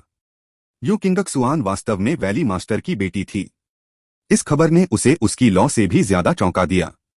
आपके पिता की उम्र कितनी है? सिद्धार्थ ने पूछा। 2147 साल की उम्र। हे, तुम्हारा आश्चर्य देखकर लगता है कि तुम्हें पता नहीं है। माता पिता का साधना आधार जितना ऊंचा होता है, उनके बच्चों का रक्तवंश उतना ही शुद्ध होता है और उनके रक्तवंश के माध्यम से उतनी ही अधिक दिव्य क्षमताएं प्रसारित की जा सकती हैं। पिल परी सिद्धार्थ के आश्चर्य से हंस पड़ी। अब वह एक अलग थलग परी नहीं, बल्कि एक साधारण लड़की लग रही थी। सराहनीय। सिद्धार्थ सिर्फ इतना ही आकलन कर पाया। उसे तुरंत अपने चेहरे पर थप्पड़ मारने की इच्छा हुई। उसने कुछ बहुत ही बेशर्मी भरा कहा था। सौभाग्य से पिल परी को यह एहसास नहीं हुआ था कि सिद्धार्थ क्या प्रशंसा कर रहा था, और उसने सोचा कि वह उसकी रक्तरेखा की शुद्धता की प्रशंसा कर रहा था। दोनों ने थोड़ी देर तक बातचीत की और फिर चुपके से दिव्य गोली हॉल में लौट आए। अशिष्टता से पेश आते हुए वह सीधे एल्डर जू के पास गया और उसके कंधे पर थपथपाते हुए कहा, मैं जेड कोर क्षेत्र पर हमला करना चाहता हूं, इसलिए मुझे भारी मात्रा में युआन आध्यात्मिक ऊर्जा की आवश्यकता है। इसे अभी तुरंत, इसी क्षण तुरंत मेरे लिए तैयार करो। सिद्धार्थ, यह मेरी आखिरी चेतावनी है। मुझे नौकर की तरह मत समझो। एल्डर जू क्रोधित हो गया। उसकी आंखें लाल हो गई थीं। जब से उसने लोंगसैन को संभाला था, लोंगसैन ने उसके साथ कुत्ते जैसा व्यवहार किया था, उस पर चिल्लाता था कि ऐसा करो, वैसा करो। अब उसने आखिरकार अपना आपा खो दिया। एल्डर जू मूल रूप से टॉवर मास्टर बनने की इच्छा के कारण सिद्धार्थ की देखभाल करने के लिए कड़ी मेहनत कर रहे थे। सिद्धार्थ भविष्य में उनकी आशा थी। उसने लांगसैन की देखभाल अपने पिता से भी बेहतर तरीके से की थी, लेकिन लांगसैन का रवैया बिल्कुल क्रोधित करने वाला था। वह वास्तव में उसके साथ एक नौकर की तरह व्यवहार करता था। वह हमेशा उसे आदेश देता रहता था। हालांकि वह जानता था कि यह सिद्धार्थ के बढ़ते आत्मविश्वास और दिल के शैतान होने के लक्षणों का नतीजा है, और उसने इसकी परवाह न करने की पूरी कोशिश की, लेकिन आखिरकार वह अपनी सीमा तक पहुंच गया था। यह पिल वैली का युवा स्पिरिट डिवाइन पूल है। अंदर जाओ और जितना चाहो उतना सोख लो। एक बार जब तुम्हारा काम हो जाए तो तुम भाग सकते हो। यहां तुम्हारी देखभाल करने वाला कोई नहीं है। मैं आज तुम्हारा इंतजार नहीं करूंगा, एल्डर जू ने सिद्धार्थ को कमरे में लाने के बाद गुस्से से दहाड़ते हुए कहा। उसने अपने पीछे पत्थर का दरवाजा बंद किया और चला गया। सिद्धार्थ ने उसे अचंभित होकर देखा। इस बूढ़े आदमी को क्या हो गया है? क्या वे पहले भी बहुत अच्छे से साथ नहीं रह रहे थे? क्या ऐसा हो सकता है कि उसने कल रात अपनी दोहरी साधना में अच्छा प्रदर्शन नहीं किया था? यह स्थान पिल घाटी के अंतर्गत था और यहाँ हजारों मीटर लंबा एक गहरा तालाब था। तालाब पूरी तरह भरा हुआ था, जिसमें भयानक मात्रा में युआन आध्यात्मिक ऊर्जा थी। यह पिल वैली के युवा स्पिरिट दिव्य पूल में से एक था, और यह तरल युवा स्पिरिट दिव्य अमृत था। फाउंडेशन फोर्जिंग के शिष्य इसे अपने अमर प्लेटफार्मों को स्थापित करने के लिए अवशोषित कर सकते थे। यह युआन आत्मा दिव्य अमृत अनगिनत वर्षों से जमा हो रहा था। कुंड के तल पर एक संरचना ने इसे बनाने के लिए स्वर्ग और पृथ्वी की युआन आध्यात्मिक ऊर्जा निकाली। सच में यह युवा स्पिरिट दिव्य अमृत युवा स्पिरिट पत्थरों के भीतर की ऊर्जा जितनी शुद्ध नहीं थी। आखिरकार युवा स्पिरिट पत्थर प्राकृतिक खजाने थे, जबकि यह युवा स्पिरिट दिव्य अमृत कृत्रिम था। पिल वैली के शिष्यों को साधना आधार के बारे में बहुत अधिक परवाह नहीं थी, और पिल वैली में फाउंडेशन फोर्जिंग शिष्यों को वास्तव में अपनी साधना आधार के बहुत तेजी से बढ़ने की चिंता थी, इसलिए उन्होंने इस युवा स्पिरिट दिव्य अमृत का कभी उपयोग नहीं किया। इसलिए जबकि यह पूल बाहरी दुनिया के संप्रदायों के लिए एक अमूल्य खजाना हो सकता है, यह पिल वैली के लिए मूलतः बेकार था। यदि पिल वैली पहले से ही इतनी समृद्ध नहीं होती तो वे इसे बेच देते। इस युवा स्पिरिट डिवाइन पूल से उन्हें जो पैसा मिलता वह दूसरों को डुबोने के लिए पर्याप्त था। बुरा नहीं है। ऐसा लगता है जैसे यह जगह खास तौर पर मेरे लिए तैयार की गई थी। सिद्धार्थ सीधे पूल में कूद गया। उसने पाया कि पूल कई मील गहरा था और उसके तल पर एक विशाल संरचना दुनिया से ऊर्जा खींचकर पूल में डाल रही थी। बस सिद्धार्थ के शरीर में 4 क्यूई समुद्र और 1,08,000 अमरमंच घूमने लगे। ज्वाला ऊर्जा ने उसके शरीर को घेर लिया और उसके चारों ओर युआन आध्यात्मिक ऊर्जा को पागलपन की तरह अवशोषित करना शुरू कर दिया। यदि सिद्धार्थ ने दिव्य अंगूठी का उपयोग किया तो उसका अवशोषण बहुत तेज होगा, लेकिन अभिशाप के साथ वह केवल युआन आध्यात्मिक ऊर्जा को अवशोषित करने के लिए अपनी ज्वाला ऊर्जा का उपयोग कर सकता था। मंत्रोच्चार की ध्वनि सुनाई दी। जैसे ही उन्होंने निर्वाण ग्रंथ का प्रयोग किया, उनके पीछे एक रक्तरंग का छल्ला प्रकट हुआ। यह उनकी दिव्य अंगूठी की नकल करने के लिए उनकी ज्वाला ऊर्जा का उपयोग करने का प्रयास था। यह युवान आत्मा दिव्य अमृत पानी नहीं था और इस आग की अंगूठी से प्रभावित नहीं था। आग की अंगूठी घूमने लगी। हालांकि यह असली दिव्य अंगूठी जितनी प्रभावशाली नहीं थी, फिर भी यह प्रभावशाली थी, जैसे कि युवान आत्मा दिव्य अमृत को निगलने वाला एक खुला मुंह। उसके बाद उसकी ऊर्जा को उसके 1,08,000 अमर प्लेटफार्मों द्वारा अवशोषित कर लिया गया। सिद्धार्थ का शरीर चमकने लगा और पवित्र हवा का उत्सर्जन करने लगा।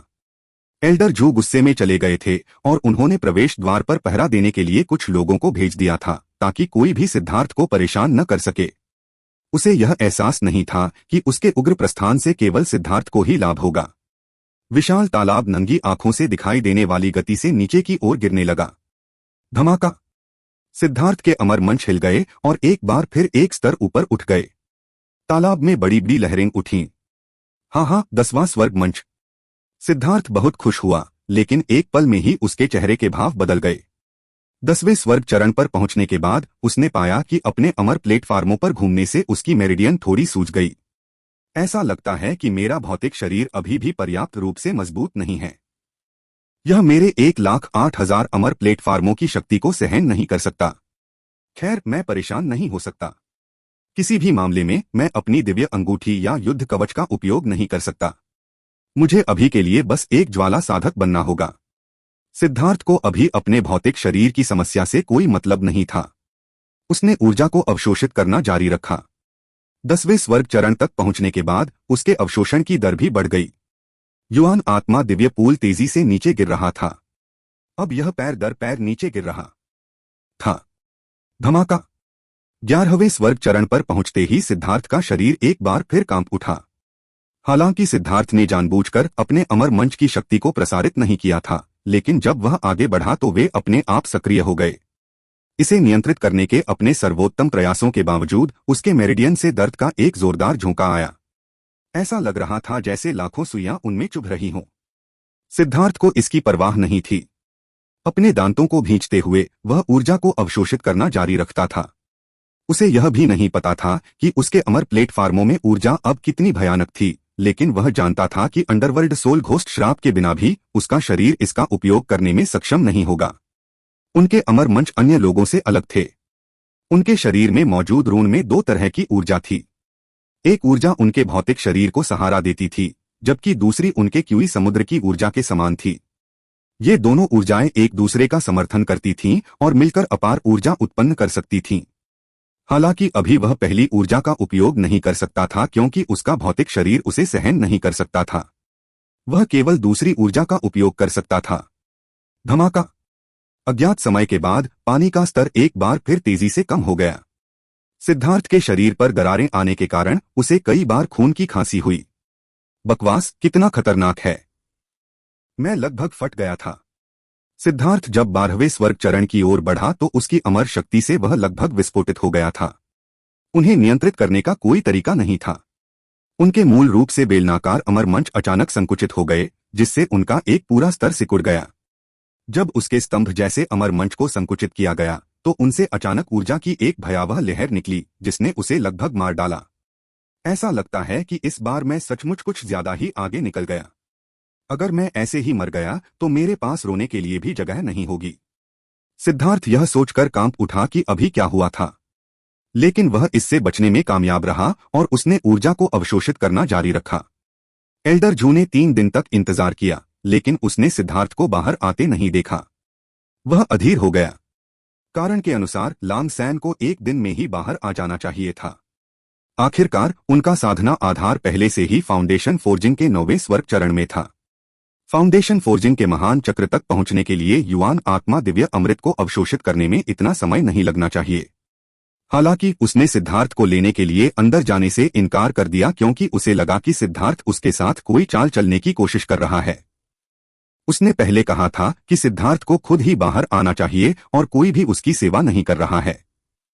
अगर वह सिद्धार्थ को लेने के लिए अंदर गया तो वह खुद को थप्पड़ मारेगा और सिद्धार्थ उसका मजाक उड़ाएगा। एल्डर जू ने सिद्धार्थ पर चिल्लाने का अपना ही लक्ष्य बना लिया था। सिद्धार्थ का अहंकार खतरनाक रूप से बढ़ गया था और उसे सबक सिखाने की जरूरत थी। हालांकि 3 दिन बहुत लंबे थे।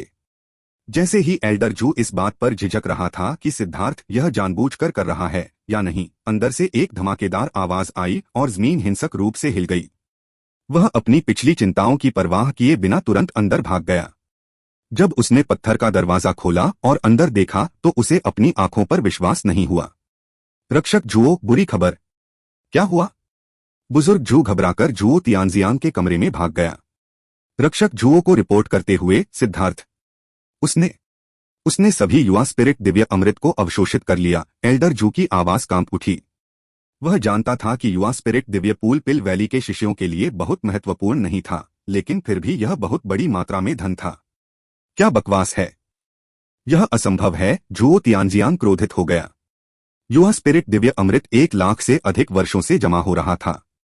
यहां तक कि 1 लाख फाउंडेशन फोर्जिंग शिष्य भी इसे अवशोषित करने में सक्षम नहीं होंगे। यह सच है। मैंने खुद देखा है। लांग सान ने सब कुछ सोख लिया, एक भी बूंद नहीं छोड़ी। बड़े जू को रोने का मन हुआ।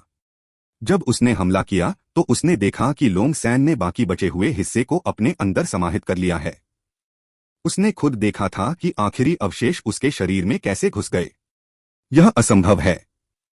उस कमीने ने इसे चुपके से चुरा लिया होगा। इस बेवकूफ को बचाना वाकई असंभव है, जुओ तियानजियांग ने व्यंग्य किया। भले ही उसे पीट पीट कर मार डाला जाए, लेकिन वह यह विश्वास नहीं करेगा कि एक अकेला व्यक्ति उस स्टॉक को अपने पास रख सकता है जिसे पिल वैली ने 1 लाख सालों से जमा किया हुआ है। यह संभव है, लेकिन फिर हमें क्या करना चाहिए? वह कमीना इतनी बेवकूफी कैसे कर सकता है? एल्डर जू ने संकोच किया। यह सच था कि यह एक संभावना थी। शायद सिद्धार्थ ने उसे आकर्षित करने के लिए गड़बड़ी करने से पहले अमृत का अधिकांश हिस्सा चुरा लिया था। वह सब इसलिए ताकि वह सिद्धार्थ को अंतिम हिस्सा अवशोषित करते हुए देख सके। लेकिन सिद्धार्थ इतनी बेवकूफी कैसे कर सकता था? क्या वह मूर्ख था? क्या तुम चाहते हो कि मैं शरीर की तलाशी लूं और कुछ यातनाएं भी दूं? एल्डर जू की आंखों में एक क्रूर रोशनी उभरी। वह सिद्धार्थ से नफरत करता था और चाहता था कि वह उसे ठीक से यातना दे सके। कोई जरूरत नहीं है। सिद्धार्थ पूरी तरह से अपने दिल के शैतान के अधीन हो गया है और एक बेवकूफ बन गया है। उसका रास्ता दूसरों से पूरी तरह अलग है। जब आप वापस जाएं तो दिव्य कुंड को सील कर दें और दूसरों को प्रवेश करने से रोकें। यदि शिष्यों को प्रवेश करने की आवश्यकता है तो कहें कि संरचना की मरम्मत की आवश्यकता है और उन्हें बाद में आना चाहिए। हम अभी एक शब्द नहीं कहेंगे। उस बेवकूफ को इधर उधर घूमने दें, लेकिन एक बार जब वह स्वर्गीय ड्रैगन ज्वाला क्षेत्र में अपना काम कर लेगा तो हम उसे खत्म कर देंगे। वह पिल वैली की किसी भी चीज से बच नहीं पाएगा।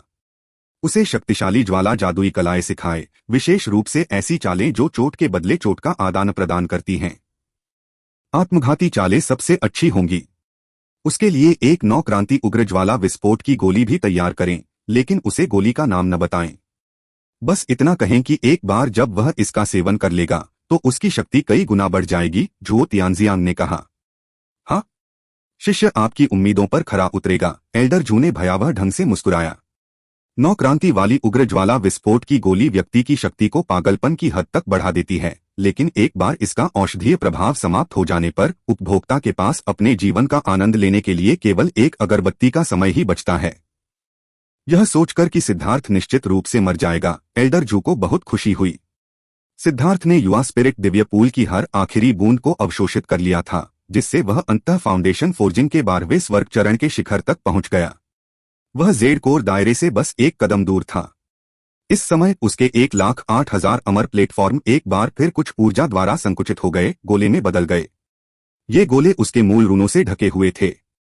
यह कुछ ऐसा था जो तब हुआ जब सामान्य साधकों ने जेड कोर क्षेत्र पर हमला किया। जैसे ही वे दिव्य कोर को संघनित करने के लिए तैयार हुए, उनके अमर मंच गोलाकार हो गए। अभी उसके लिए एकमात्र काम बाकी था अपने मूल रूनों को उतारना।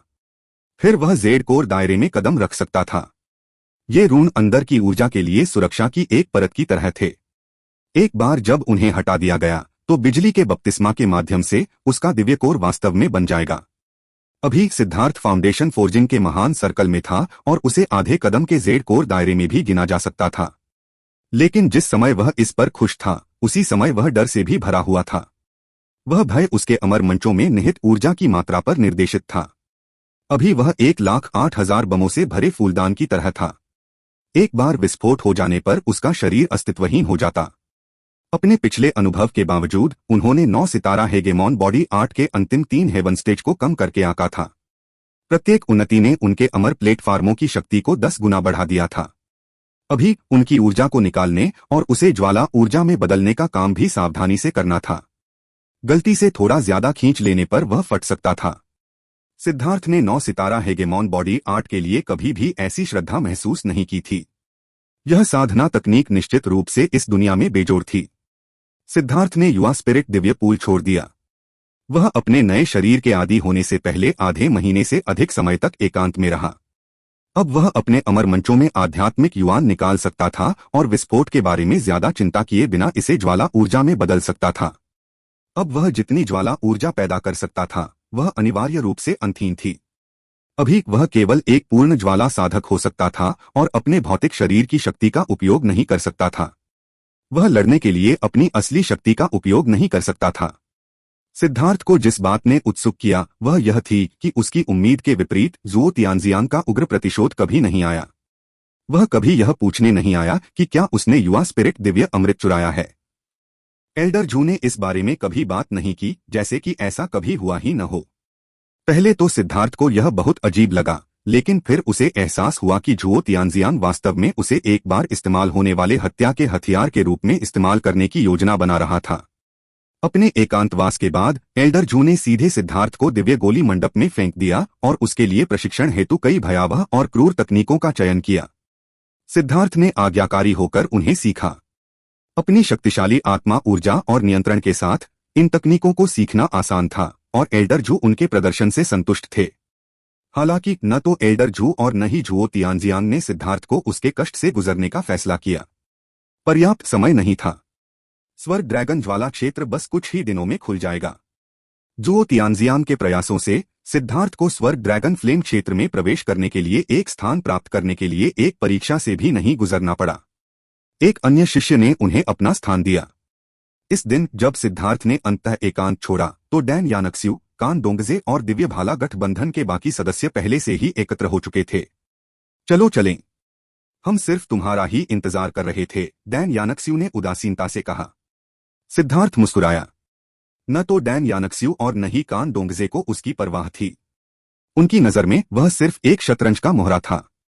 सिद्धार्थ, एक बार जब आप स्वर्ग ड्रैगन फ्लेम क्षेत्र में प्रवेश करते हैं तो खुद की देखभाल करना याद रखें। याद रखें, सुरक्षा पहले है। दूसरों को नुकसान न पहुंचाएं। हर व्यक्ति का जीवन उसके पिता और मां की ओर से एक उपहार है।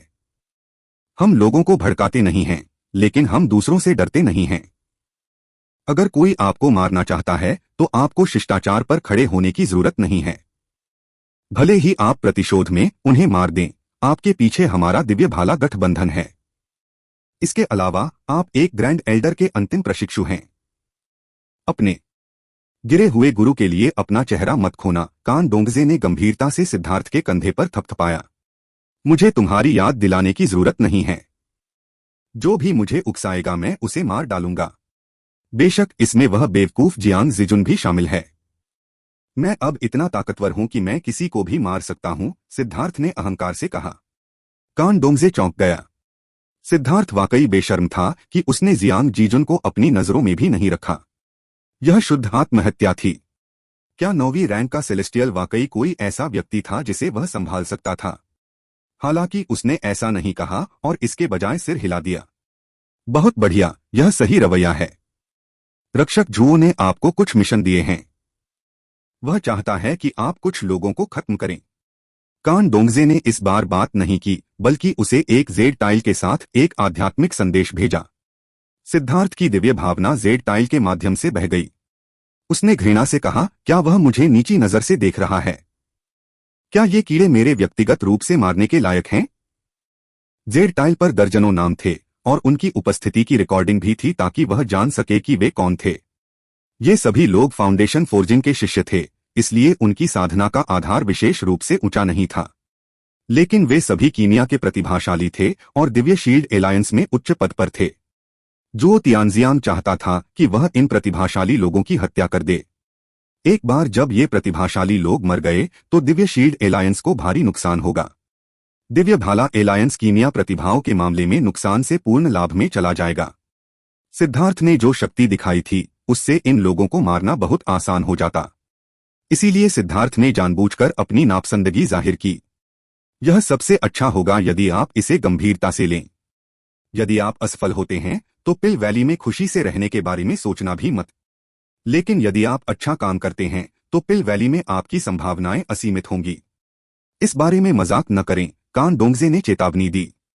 उसके पास सिद्धार्थ को चेतावनी देने के अलावा कोई विकल्प नहीं था, क्योंकि वह वास्तव में चिंतित था कि सिद्धार्थ उसके शब्दों को एक पाद के अलावा कुछ नहीं समझेगा और इस मामले को बर्बाद कर देगा। चिंता करना बंद करो। मैं इन लोगों की तरह बेकार नहीं हूं। इस बारे में बात करते हुए मेरे लिए सूची में शामिल लोगों के अलावा कुछ और लोगों को मारना कोई समस्या नहीं होगी, है न? विरोधी गुट में ऐसे कई लोग हैं जो मुझे बहुत नापसंद हैं, सिद्धार्थ ने कहा। यह सुनकर कान डोंगजे की आंखें एक पल के लिए चमक उठीं, फिर उसने इसे छिपा लिया।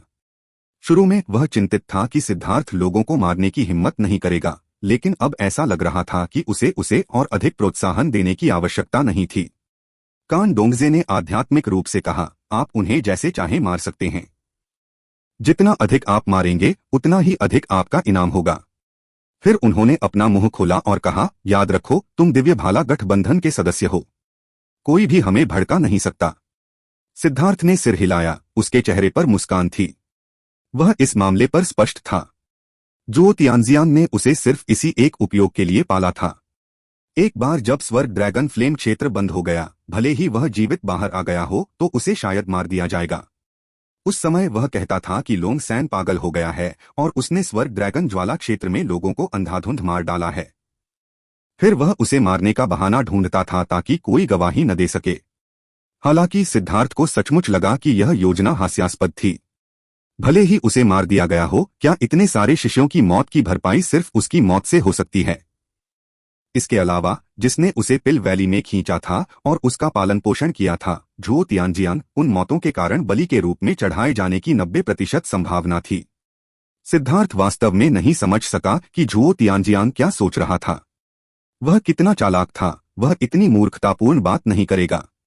क्या उसके पास अपनी सजा से बचने का कोई रास्ता था?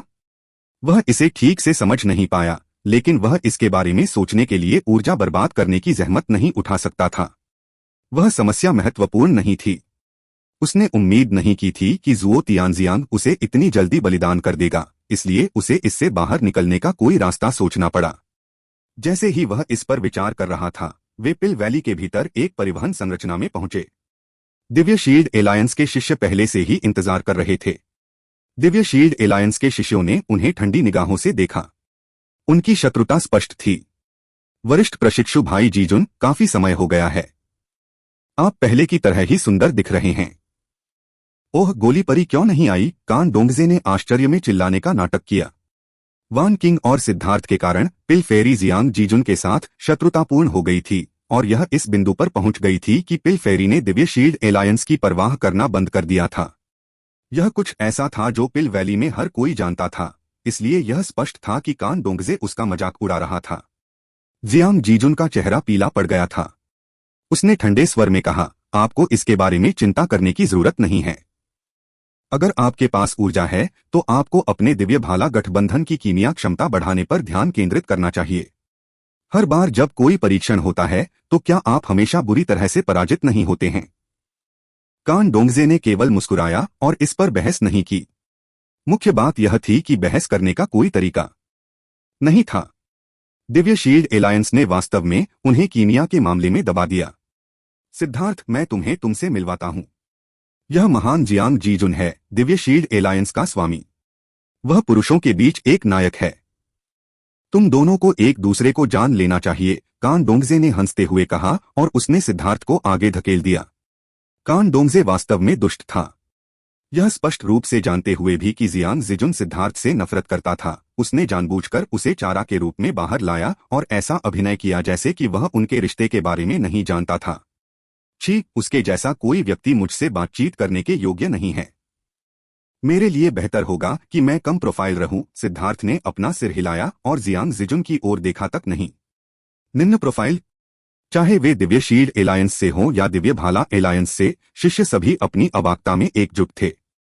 यदि सिद्धार्थ ने कम प्रोफाइल रखी थी, तो दुनिया में ऐसा कोई नहीं था जिसने उच्च प्रोफाइल रखी हो।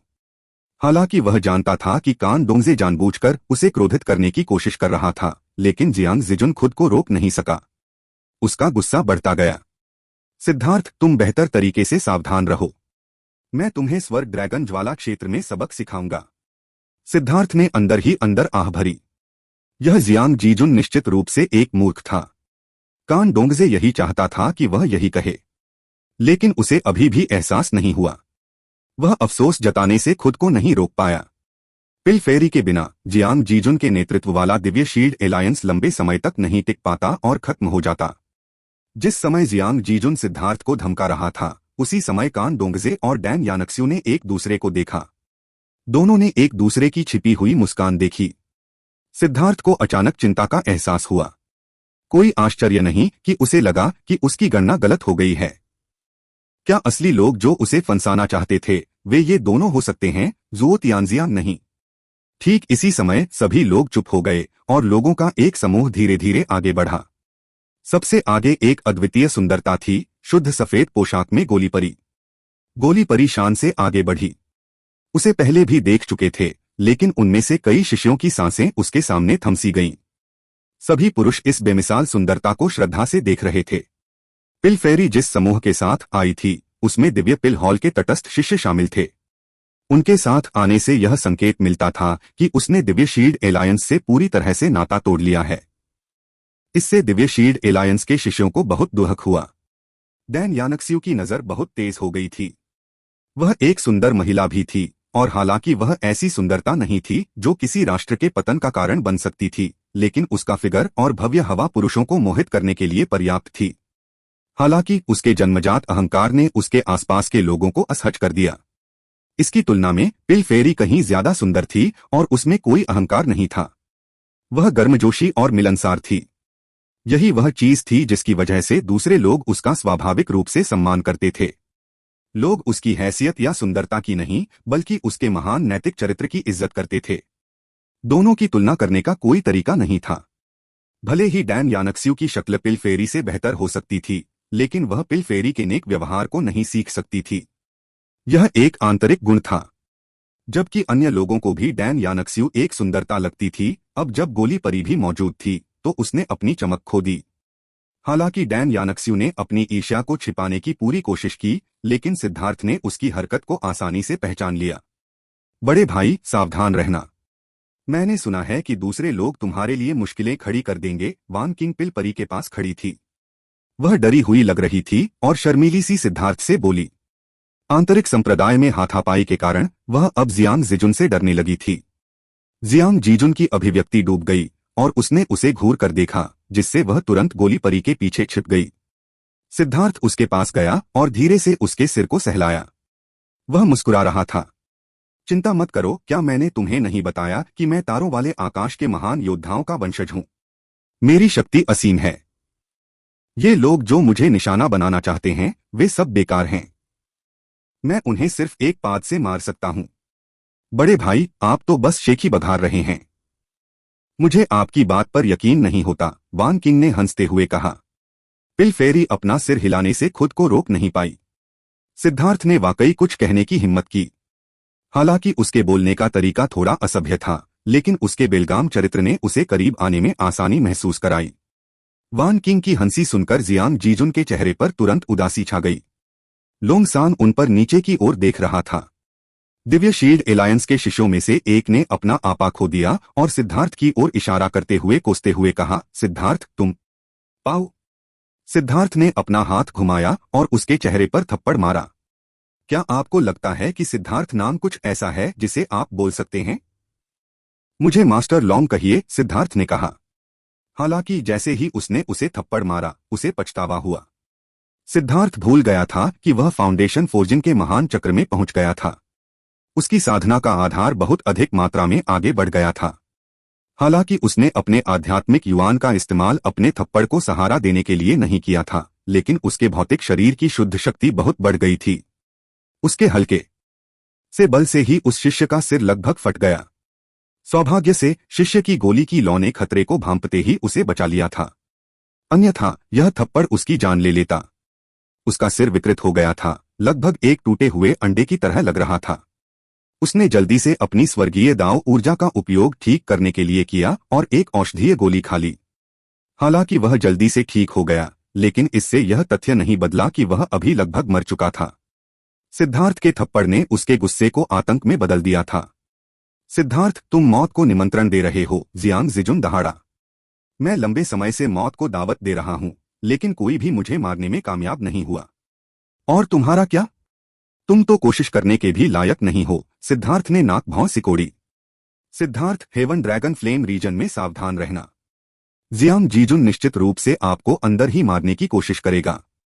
हालांकि वह एक शुद्ध फ्लेम साधक नहीं है, लेकिन वह 9वीं रैंक के सेलेस्टियल के दबाव और अपनी अर्थ फ्लेम की शक्ति का उपयोग कर सकता है। तुम उसका मुकाबला नहीं कर सकते, पिल फेरी ने एक आध्यात्मिक संदेश के माध्यम से चेतावनी दी। हाँ, मैं समझता हूं। मैं कोई बेवकूफी नहीं करूंगा, सिद्धार्थ ने उसी अंदाज में जवाब दिया। उसके शरीर पर लगे श्राप के कारण पिल फेरी भी उसकी असली ताकत को नहीं समझ पा रही थी। वह केवल उसकी शक्तिशाली आध्यात्मिक शक्ति और उसके शक्तिशाली शरीर को ही समझ पा रही थी। हालांकि सिर्फ वे 2 अंक ही काफी नहीं थे। उनकी अर्थ फ्लेम को शीर्ष 30 से बाहर स्थान दिया गया था। उन्हें निश्चित रूप से जियांग जिजुन द्वारा दबा दिया जाएगा। मैं निर्वाण शास्त्र की मूल पट्टिका का स्थान, साथ ही स्वर्ग ड्रैगन ज्वाला क्षेत्र का विस्तृत नक्शा आपको प्रेषित करूंगी, गोली परी ने कहा। सिद्धार्थ के दिमाग में अचानक एक छवि उभरी। यह निर्वाण शास्त्र की स्थिति के साथ चिह्नित एक नक्शा था। धन्यवाद, मैं इस उपकार को याद रखूंगा, सिद्धार्थ सचमुच आभारी था। पिल फेरी ने उसकी बहुत मदद की थी। यह जानना जरूरी था कि स्वर्ग ड्रैगन फ्लेम क्षेत्र का यह उद्घाटन शिष्यों के लिए अपनी किस्मत आजमाने के लिए था। पिल वैली ने शिष्यों को नक्शे नहीं दिए, वे दोनों आध्यात्मिक संदेश दे रहे थे। बाहर से ऐसा लग रहा था कि वे एक दूसरे की आंखों में गहराई से देख रहे थे। अचानक अनगिनत दिलों के टूटने की आवाज गूंज उठी। कान डोंगजे की नजर भी थोड़ी ठंडी हो गई। पिल वैली में हर पुरुष शिष्य पिल परी की पूजा करता था, इसलिए सिद्धार्थ के लिए उसके विशेष व्यवहार को व्यक्त करने से वे ईर्ष्या से लगभग पागल हो गए। हालांकि कान डोंगजे के होंठ फिर से मुड़ गए। उसने एक निश्चित व्यक्ति को देखा जो ऐसा लग रहा था जैसे वह विस्फोट करने वाला था। हाँ, यह जियांग जिजुन था। बस उस महिला को मत देखो। याद रखो, तुम स्वर्ग ड्रैगन ज्वाला क्षेत्र में जियांग जीजुन की देखभाल के प्रभारी हो। उसे शुरू में ही सिद्धार्थ का वध न करने दो। अगर ऐसा हुआ तो हमारी योजनाएं सिर्फ एक बड़ा मजाक बनकर रह जाएंगी, डैन यानक्स्यू ने चेतावनी दी। मुझे पता है, कोई समस्या नहीं होगी, कान डोंगजे ने सिर हिलाया। उसे इस याद दिलाने की जरूरत नहीं थी। डैन यानक्स्यू ने आगे कहा, दूसरों के लिए व्यवस्था करना मत भूलना। यह व्यवस्था कर दी गई है। एक बार जब वे स्वर्ग ड्रैगन ज्वाला क्षेत्र में प्रवेश करेंगे तो वे अपने लक्ष्य स्वयं खोज लेंगे। उनके लिए सिद्धार्थ का चेहरा लेना और अपने लक्ष्यों को मारना आसान होगा। डैन यानक्स्यू ने सिर हिलाया। उसने फिर कुछ नहीं कहा क्योंकि किसी ने देख लिया था। ठीक इसी समय शिष्यों का एक और समूह वहां आया और सिद्धार्थ थोड़ा चौंक गया। ये शिष्य शक्तिशाली थे। उनसे तीव्र ज्वाला के उतार चढ़ाव निकल रहे थे। इसके अलावा उन्होंने एक युद्ध आभा उत्सर्जित की जो दिव्य गोली हॉल के शिष्यों के पास नहीं थी। ये ज्वाला साधक थे जिन्होंने एक वास्तविक खूनी युद्ध का मैदान देखा था। उनमें से अधिकांश जेड कोर क्षेत्र में थे और उनके पास अत्यंत शक्तिशाली आभा थी। उनका नेता एक बड़ा आदमी था। अपनी कनपटी और कांस्य आंखों के साथ वह बहुत क्रूर लग रहा था। हालांकि वह थका हुआ लग रहा था, जैसे वह अभी अभी बाहरी दुनिया से भागकर आया है। वास्तव में इनमें से कई लोग यात्रा से थके हुए लग रहे थे। वे स्पष्ट रूप से पिल वैली के बाहर किसी स्थान से आए थे, विशेष रूप से हेवन ड्रैगन फ्लेम क्षेत्र के लिए लौट रहे थे। स्वर्ग ड्रैगन ज्वाला क्षेत्र का खुलना एक लाभ था जो पिल वैली ने अपने शिष्यों को दिया। इसमें पृथ्वी ज्वाला आत्मा जानवर थे जिन्हें वे वश में कर सकते थे। जहां तक पृथ्वी ज्वाला की बात है तो उन्हें किस तरह की पृथ्वी ज्वाला मिलेगी यह उनके भाग्य और शक्ति पर निर्भर करेगा। शीर्ष 20 पृथ्वी लपटों को पिल वैली के अंदर योग्यता बिंदुओं के साथ आदान प्रदान नहीं किया जा सकता था। यदि कोई शिष्य ऐसी चीज चाहता है तो उन्हें इसे स्वयं खोजना होगा, आमतौर पर स्वर्ग ड्रैगन ज्वाला क्षेत्र में। यहां तक कि कान डोंगजे, डैन यानक्स्यू और जियांग जिजुन भी पृथ्वी लपटों की रैंकिंग के शीर्ष 20 के बाहर लपटों का उपयोग कर रहे थे। इनमें से कुछ लोग पहले भी स्वर्ग ड्रैगन फ्लेम क्षेत्र में प्रवेश कर चुके थे, लेकिन उनकी किस्मत अच्छी नहीं थी और उन्हें कोई उपयुक्त पृथ्वी की लपटें नहीं मिली। यह जानना जरूरी था कि पृथ्वी की लपटें जो बहुत शक्तिशाली थीं, वे अस्तित्व नहीं थीं जिन्हें वे वश में कर सकते थे। इसके बजाय उनके मरने का खतरा था। पिल वैली के नियमों के अनुसार जेड कोर शिष्यों और नीचे के लोगों के पास स्वर्ग ड्रैगन लॉ क्षेत्र में प्रवेश करने के 3 मौके थे। यदि वे उन 3 प्रयासों में कुछ भी प्राप्त नहीं करते हैं तो यह केवल यह कहा जा सकता है कि स्वर्ग ड्रैगन लॉ क्षेत्र के साथ उनका कोई भाग्य नहीं था।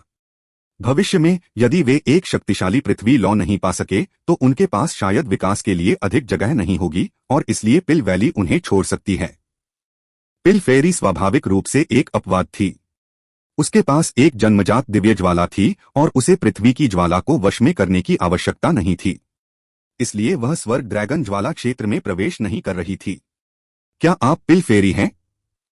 मैं क्वो डाजियांग हूं। बहुत बढ़िया मुलाकात हुई। बड़े आदमी ने पिल फेरी की ओर अपनी मुट्ठियां मोड़ लीं।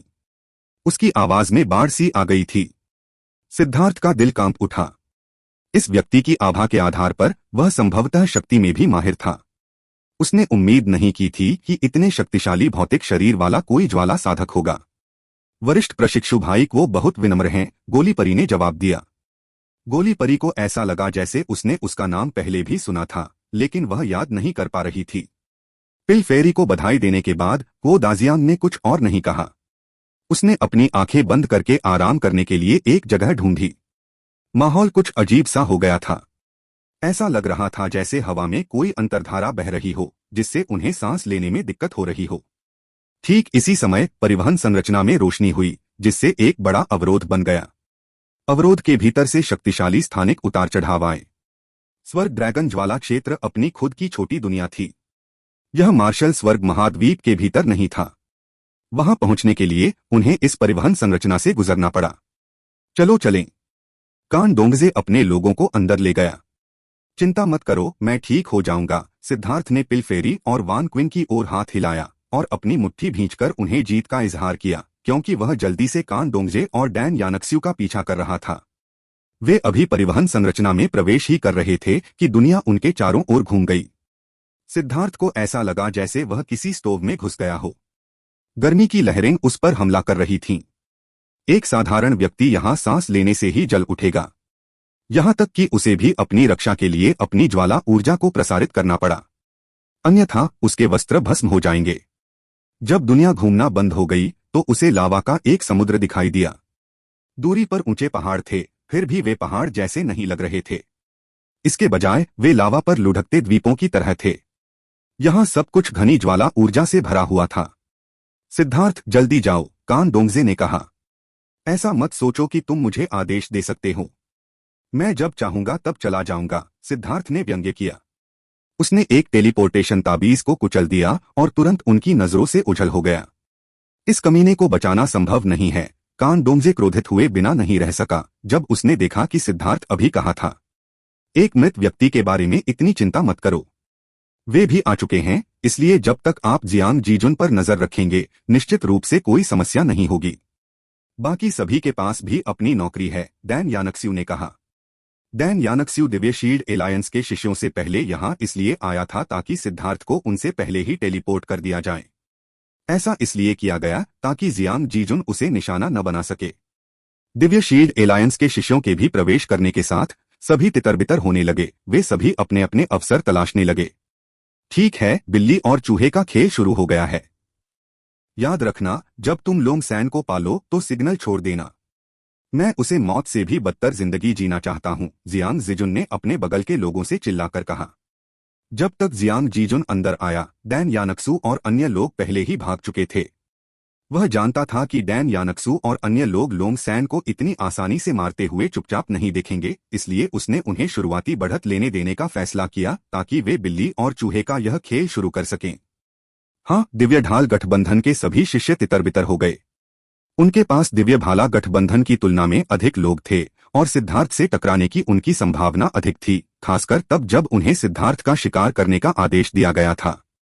जहां तक पृथ्वी की लपटों की तलाश का सवाल है, यह धीरे धीरे किया जा सकता है। किसी भी मामले में स्वर्ग ड्रैगन ज्वाला क्षेत्र 1 महीने के लिए खुला रहेगा। हालांकि यह बहुत बड़ा था और 1 महीने का समय इसके किनारे तक पहुंचने के लिए पर्याप्त नहीं था। वे सभी एक ही स्थान से शुरू हुए। इतने सारे लोगों के लिए पृथ्वी की लपटों के बजाय एक व्यक्ति की तलाश करना उनके लिए उनमें से किसी एक में ठोकर खाना बहुत आसान बना देता है। ठीक इसी समय बड़े क्यू दाजियांग ने भी प्रवेश किया। भाई को, यदि आप सिद्धार्थ का सामना करते हैं तो मुझे आशा है कि आप उसे तुरंत नहीं मारेंगे। मेरे पास उससे निपटने के और भी बेहतर तरीके हैं और उसे यह एहसास दिलाना है कि मौत कितनी शानदार है, जियांग जिजुन ने कहा। यह तो लोंग सैन की किस्मत पर निर्भर है। जब मैं हमला करता हूं तो मेरा लक्ष्य मारना होता है।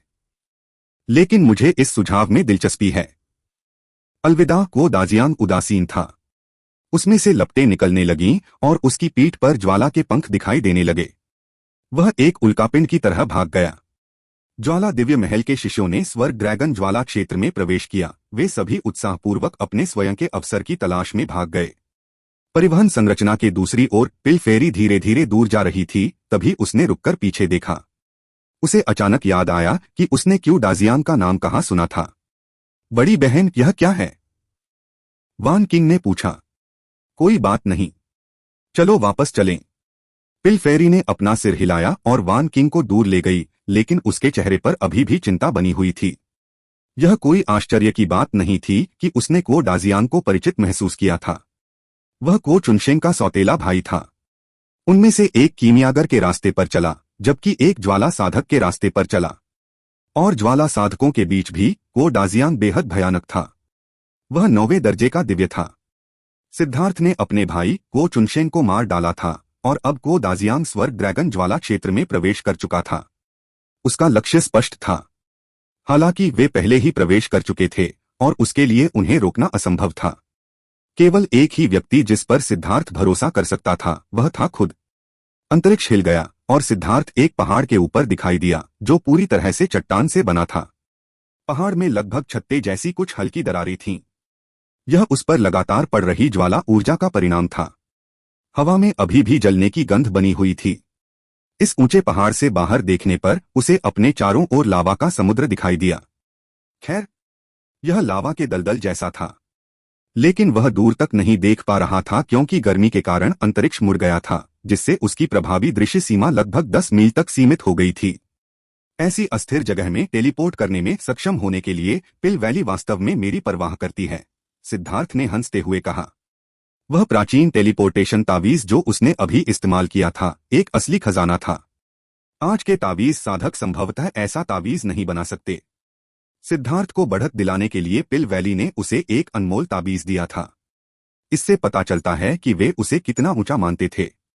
मुझे मूल टैबलेट तक पहुंचने की जल्दी नहीं करनी चाहिए। मुझे पहले कुछ पृथ्वी की लपटों को वश में करना होगा। उन सभी कमीनों के पास मेरी तुलना में अधिक शक्तिशाली पृथ्वी की लपटें हैं। अब मैं जिस स्थिति में हूं, उनसे टकराना मेरे लिए परेशानी भरा होगा। सिद्धार्थ ने अपने आसपास की स्थिति को देखा और फिर पिल फेरी द्वारा दिए गए नक्शे से जांच की। उसे एहसास हुआ कि वह परिवहन बिंदु से सिर्फ 1000 मील दूर था। क्या क्या उसने यह नहीं कहा था कि यह मुझे 10,000 मील दूर भेज सकता है? छी, यह निश्चित रूप से फिर से मेरी बदकिस्मती है। सिद्धार्थ ने हाथ बढ़ाया और वो लॉन प्रकट हुआ। वह वो लॉन की पीठ पर कूद गया और वे भाग गए। वो लांग, अपनी दृष्टि की रेखा मेरे साथ साझा करो। वो लांग की इंद्रियों के माध्यम से सिद्धार्थ इस ज्वलंत अंतरिक्ष में और भी आगे देखने में सक्षम था। स्वर्ग ड्रैगन ज्वाला क्षेत्र के भीतर उसकी दृष्टि और आध्यात्मिक शक्ति दबा दी गई थी। लेकिन हो लोंग यहाँ पानी में एक मछली की तरह था। अगर उसने हो लोंग को गड़बड़ी पैदा न करने के लिए नहीं कहा होता तो शायद वह उत्साह से दहाड़ रहा होता। हवा घनी ज्वाला ऊर्जा से भरी हुई थी, जो हो लोंग के लिए सबसे अच्छा पोषण था। यह साधकों के लिए घनी आध्यात्मिक क्यूई की तरह था। सिद्धार्थ वो लॉन के साथ 6 घंटे तक भागता रहा।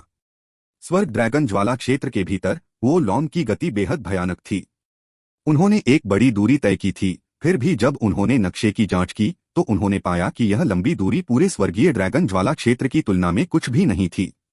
वे यात्रा कर रहे थे, तभी नीचे से एक गर्जना की आवाज आई। एक विशाल आकृति हो लोंग पर आक्रमण कर रही थी। यह एक ज्वाला अजगर के आकार का पृथ्वी ज्वाला आत्मा जानवर था।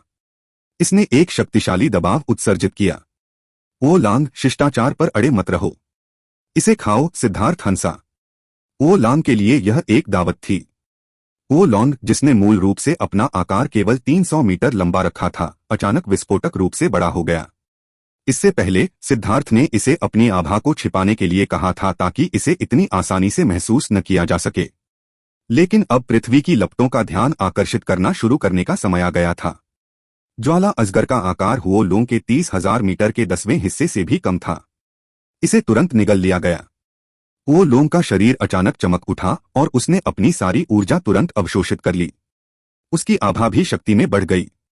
उस पृथ्वी ज्वाला आत्मा जानवर को शायद बहुत उच्च रैंक नहीं दी गई थी। इसके अलावा यह पूरी तरह से परिपक्व नहीं था। वो लोंग, चलो खाना जारी रखें। सिद्धार्थ और हो लॉन्ग ने जारी रखा। वो लॉन्ग को अब अपनी आभा को छिपाने की जरूरत नहीं थी, इसलिए इसने पूरे क्षेत्र में बड़े पैमाने पर दौड़ना शुरू कर दिया और अधिक पृथ्वी की लपटों को आकर्षित करने की कोशिश की। ओह, हमें देख लिया गया है। शायद यह हो लोंग के उकसावे से खींचा गया था, लेकिन एक भयानक आभा अचानक उनके स्थान की ओर दौड़ने लगी। एक विशाल ज्वाला तेंदुआ अचानक घुमावदार जगह से बाहर कूद गया। यह एक पहाड़ जितना बड़ा था और इससे आने वाले दबाव ने सिद्धार्थ के दिल को हिला दिया। इस ज्वाला तेंदुए के पूरे शरीर पर तांबे के सिक्के जैसे पैटर्न थे। उन तांबे के सिक्कों में से प्रत्येक के बीच में एक खून के रंग का फूल था। पृथ्वी ज्वाला रैंकिंग में 19वें स्थान पर स्कारलेट ब्लड हार्ट ज्वाला। यह एक ऐसा खजाना था जिसने सिद्धार्थ को बहुत खुश कर दिया। उसने कभी नहीं सोचा था कि वह इतनी जल्दी शीर्ष 20 अर्थ फ्लेम में शामिल हो जाएगा। ज्वाला तेंदुआ एक हिंसक जादुई जानवर की तरह आगे बढ़ा। उसका फर खड़ा था। उसने हुओ लोंग पर पंजा मारा, जबकि हुओ लोंग ने उसका सामना किया। नतीजतन हुओ लोंग पंजे से उड़कर टुकड़ों में बिखर गया। वो लांग ज्वाला तेंदुए के एक भी हमले को सहन करने में असमर्थ था। इस तथ्य ने सिद्धार्थ को चौंका दिया। यह जानना जरूरी था कि इस दौरान हुओ लोंग ने भारी मात्रा में अर्थ फ्लेम एसेंस को अवशोषित किया था। इसकी शक्ति बहुत बढ़ गई थी और फिर भी यह फ्लेम तेंदुआ अभी भी उससे बेहतर था। यह वास्तव में अर्थ फ्लेम रैंकिंग में 19वें स्थान पर आने के योग्य था। वो लोंग के फिर से संघनित होने पर भयंकर दहाड़ सुनाई दी। उसने ज्वाला तेंदुए पर हमला कर दिया। भीषण टक्करों ने दुनिया को हिलाकर रख दिया। यह सबसे आदिम किस्म की लड़ाई थी। इसमें कोई तकनीक नहीं थी, वे बस बार बार टकराते रहे। वो लोंग की तकनीक और लचीलापन निश्चित रूप से इस ज्वाला तेंदुए से 100 गुना बेहतर था, लेकिन ज्वाला ऊर्जा में अंतर इतना अधिक था कि वह इसका लाभ नहीं उठा सका। बस एक पल में यह ज्वाला तेंदुए द्वारा 2 टुकड़ों में फाड़ दिया गया। सुधार के बाद वो लोंग की शक्ति थोड़ी कम हो गई और उसने एक भयंकर दहाड़ लगाई। यह ज्वाला तेंदुए के सामने शक्तिहीन था। वो लोंग, घबराओ मत, इसे रोको। सिद्धार्थ ने ज्वाला तेंदुए को बहुत करीब से देखा था। यह प्राकृतिक अस्तित्व वास्तव में शक्तिशाली था। साधारण जेड कोर विशेषज्ञ भस्म होने से पहले इसके पास भी नहीं पहुंच पाएंगे। ऐसा नहीं था कि वो लोंग ताकतवर नहीं था, लेकिन यह आदमी बहुत भयानक था। हालांकि स्वर्ग द्वारा निर्मित प्राकृतिक अस्तित्व में हमेशा एक घातक कमजोरी होती है। उनके पास दिमाग नहीं था। सिद्धार्थ ने हाथ की मुहरें बनाई और मंत्रोच्चार करना शुरू कर दिया। अनगिनत ज्वालारूण अभूतपूर्व गति से पागलपन की हद तक एकत्रित हो गए। यह है। सिद्धार्थ चौंक गया। निर्वाण शास्त्र यहां बाहरी दुनिया की तुलना में कई गुना अधिक शक्तिशाली था। व्यावहारिक रूप से सभी ज्वाला ऊर्जा अचानक आज्ञाकारी घरेलू पालतू जानवरों की तरह बन गई जो उसकी सहायता के लिए दौड़ पड़ी। वह आश्चर्यचकित था, लेकिन उसने अभी इसकी परवाह नहीं की। वो लोंग पहले से ही फिर से टूटने लगा था। हवा में ज्वाला की श्रृंखलाएं संघनित हो गईं, जिनमें से प्रत्येक कई मीटर मोटी थी। वे हर दिशा से आ रही थीं, ज्वाला तेंदुए को घेर रही थीं। पिल वैली की ज्वाला कलाएं वास्तव में शक्तिशाली हैं। सिद्धार्थ बहुत खुश हुआ। इन ज्वाला श्रृंखलाओं की शक्ति को महसूस करते हुए सिद्धार्थ ने पिल घाटी के आतंक का गहराई से अनुभव किया। स्वर्ग पृथ्वी कारागार, ये जंजीरें अचानक लाखों सांपों की तरह बन गईं, जिससे एक विशाल पिंजरा बन गया जिसने ज्वाला तेंदुए और हुओ लोंग दोनों को घेर लिया। वो लांग तुरंत गायब हो गया जैसे ही सिद्धार्थ ने उसे वापस बुलाया। पिंजरा अब ज्वाला तेंदुए के चारों ओर कस गया। घुमावदार ज्वाला मृत्युभोज।